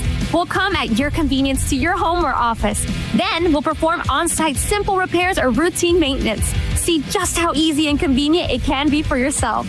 Schedule a mobile service with Jerry Ohm today online at jerryohm.com. Tampa is Ohm Country. See dealer for complete details. William is one of millions of Americans who uses GoodRx to save on the cost of their prescriptions. My oldest daughter, Camilla, 2 days old, she had to have open heart surgery. All of a sudden, she's on 5 different medications. It adds up at the end of the month. Me and the pharmacist got so tight. She said, GoodRx save you a lot of money. Saving that extra $200-300 a month. We're able to do all these extra activities, so it puts less stress on our household, and it puts less stress on our pockets. Download the free app or visit GoodRx.com and start saving today. GoodRx user compensated for their time. GoodRx is not insurance, but can be used instead of insurance. 1 in 4 Americans have a disability. I'm one of them. I'm also a working mom who cares deeply about making sure every child with a disability thrives by getting their access needs met. We've got a trusted ally by our side. Easter Seals provides children and families the foundation for lifelong success through early learning programs, skills training, and prep for college and career. That's my Easter Seals. Make it yours. Join us at easterseals.com. Experience Monster Jam live and become a fan for life with an ultimate day of family fun at the Amalie Arena on August 15th through the 17th. Get ready to cheer, scream, and be amazed as massive Monster Jam trucks and world champion drivers take over Tampa for a weekend packed with high-flying action and jaw-dropping stunts. We put in time, energy, and resources because your case is worth it. Farah and Farah, Tampa. Got a burned out light switch or broken outlet or breakers that keep flipping? Just call for a Bolt electrician online at boltelectric.com. Now, a weather update from the Sun Toyota Weather Center. Toyota.com. I'm Fox 13 Chief Meteorologist Paul Delgado. Back to typical summertime weather, mixed sun and clouds each day, about a 30-40% chance of afternoon storms. It'll be hot, of course. Highs low to mid-90s and nighttime lows near 80. Now, back to Real Raw Radio. Sponsored by Anajar and Levine, Accident Attorneys. Call 1-800-747-FREE. That's 1-800-747-3733. Now, back to Senning Show. With your host, John Senning.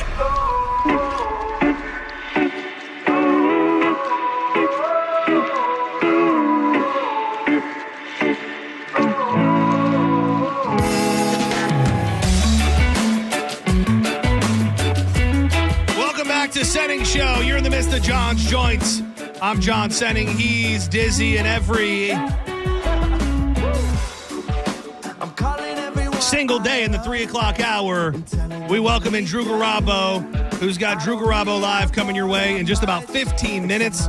Dude, I couldn't believe the way that they did this. So I don't know if you saw Friday night, Slightly Stupid, Iration Little Stranger was at Red Rocks. Yeah. Saturday night, Zach Bryan at Red Rocks. Oh. So I was thinking, like, what a trip. We're always talking about, like, trips where you could go and see multiple shows. Yeah. Dude, the Zach Bryan thing was such a, I don't know how the average person did it, let alone traveled for it.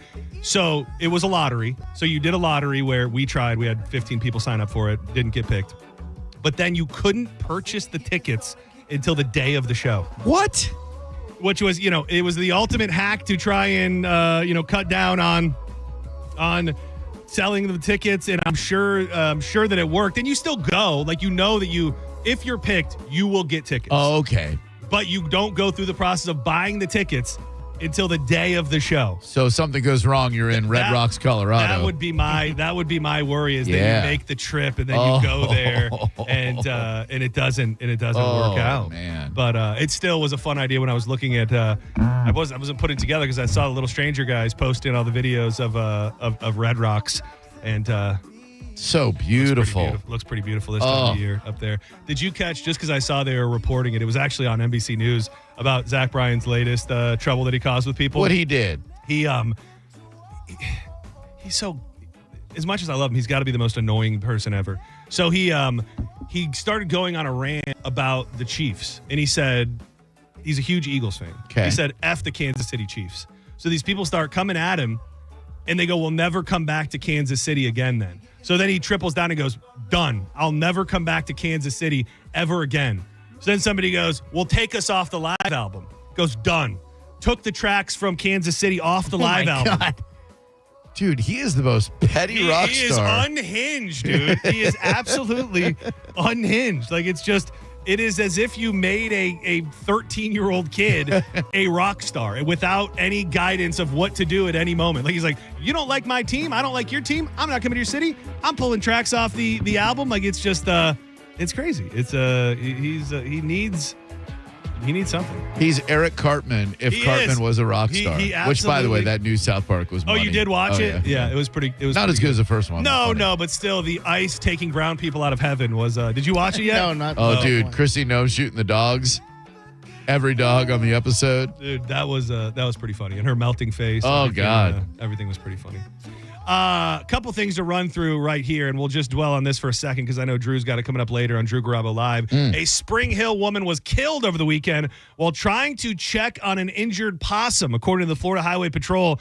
The crash, I don't know the area, but it was near the intersection between Hexham Road and Eskimo Curlew Road at around 10 p.m. on Sunday. I believe this is in Brooksville. A Toyota Camry driven by a 31-year-old Spring Hill man was traveling down Hexham Road with the victim, a 27-year-old Spring Hill woman and wife of the driver. So a guy's riding on the road with his wife. The couple stopped, and the woman exited the car to check on the animal. At the same time, a 19-year-old Weeki-Wachi man was driving a Chrysler 300 and struck the woman while she was outside the vehicle. The victim was taken to a hospital where she later died of her injuries.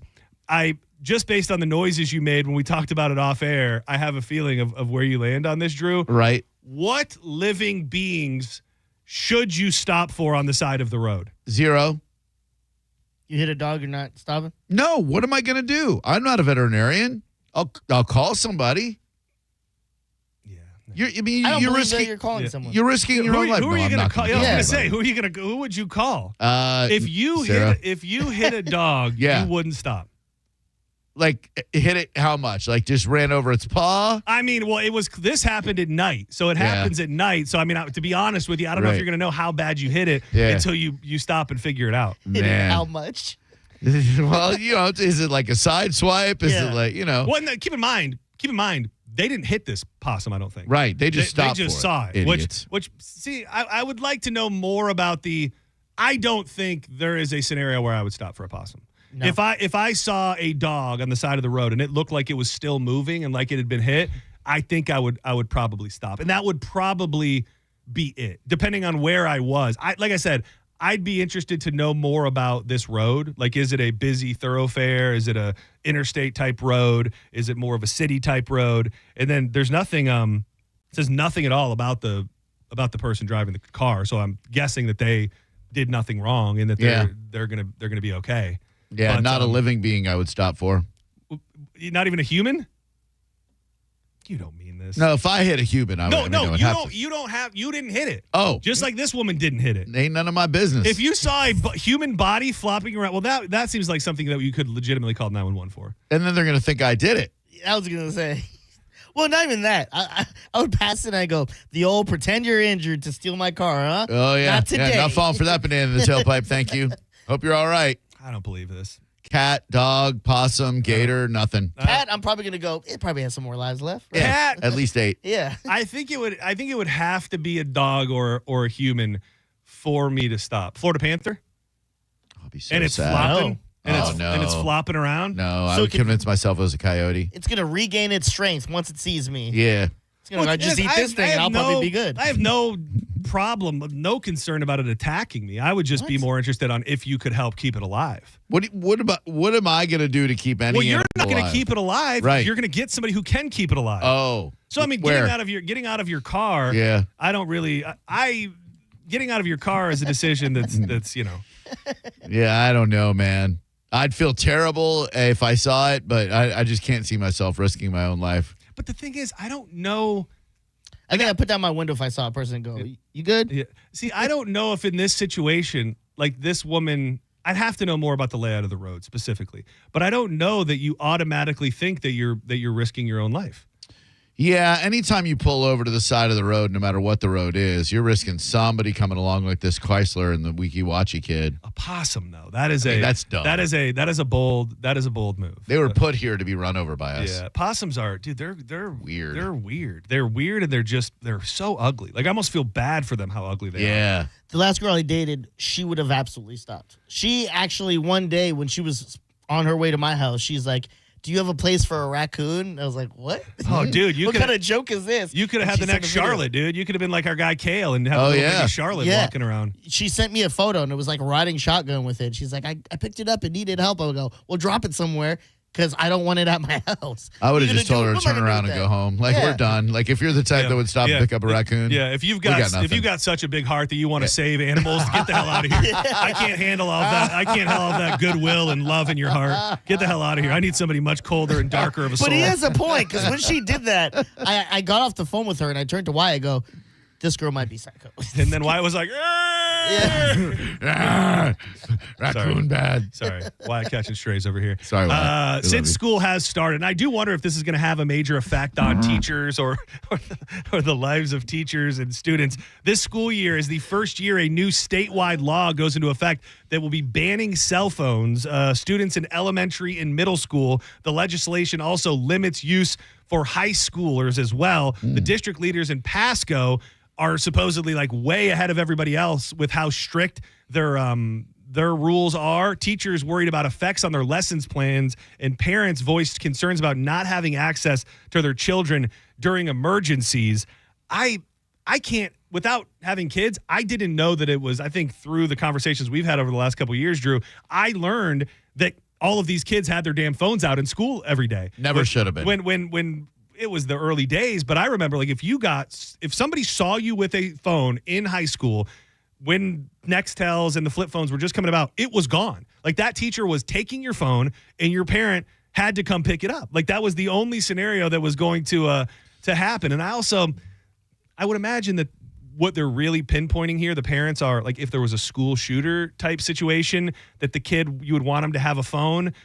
And those happen a lot more than they ever happened before. But my initial brain goes, kids were going to school forever without their phones. And you know, what could you actually do if there was something going on? It's almost like if the possum could have called somebody to help them from the side of the road, what would have really happened? Like at that point, like I don't want to be morbid, but you know, it could be I'm so scared. You know what I mean? Like you might know something bad is going to happen, but the authorities would have been alerted already, and that phone call isn't going to make the difference between saving a life or not. I mean, maybe that's insensitive. No, but like just knowing that your kid can communicate with you, and I think they're able to use them during breaks, like between classes and stuff. So like the high schoolers, the middle school and elementary, no schools, complete school ban. Yeah. I would say the extreme to it would be if something happened where someone walked onto the school and there's no communication really with you in the school. Yeah. What's happening? At least you can contact your kid and be like, hey, I'm hearing some stuff. Yeah. What's happening? They go, oh, some crazy guy just came on. There's no like shooter or anything, thankfully. Right. It just feels like there's always an excuse for why somebody needs their cell phone. Yeah. Like you do these concerts and these comedy shows that have the yonder bags, and you get the people that lose their mind and go, well, what if I need to call the babysitter? It's just,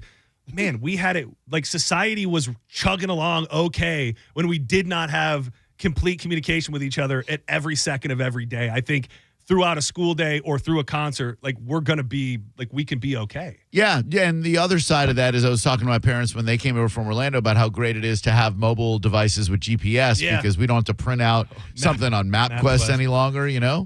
What a time. I'm going to rapid fire these two real quick. Hit me. Paramount has signed a brand new deal with the Ultimate Fighting Championship. And if you're somebody who shells out $70, $80 for pay-per-views or has to find illegal streaming devices to get the pay-per-views, this is going to change the game because the pay-per-view format for UFC is gone. It will now all be housed on Paramount Plus. 13 marquee numbered events and 30 fight nights. This is UFC leaving ESPN, which is kind of interesting that they're owned by the same company.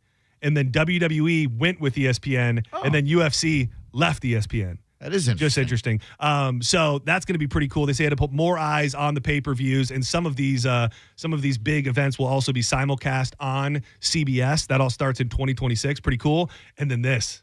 An ancient hat could finally help relieve the dreadful symptoms of snoring. A new study has revealed the practice of blowing through a conch shell could assist patients struggling with obstructive sleep apnea, which blocks the airwaves and can lead to snoring. Affecting an estimated 8 million people, common symptoms of the condition include choking noises, loud snoring, along with disrupted sleep. In a trial undertaken by a specialist team in India, 30 people aged 19 through 65 were encouraged to blow into a conch shell for a minimum of 15 minutes 5 times a week. 15 minutes 5 days a week. Those who blew into the shell for 6 months were 34% less sleepy during the day, also had better quality sleep, and snored less. Well, we got to start doing it during the week too, guys. We really should. We fell off with the Fridays too. Yeah, we did. It has just when been I was a getting minute. good. It has. Well, we talked That's why about we it. stopped. Yeah, We're like, we can't put Dizzy on a pedestal anymore. We can't have this guy coming in here making us look like a fool. Yeah. I am officially all burnt up. Do not go anywhere. Drew Garabo Live is coming up next with a cat named Mo. Senning Show will be back live tomorrow at 1 p.m. Thank you to everybody who called. Thank you, Dizzy. Appreciate you, buddy.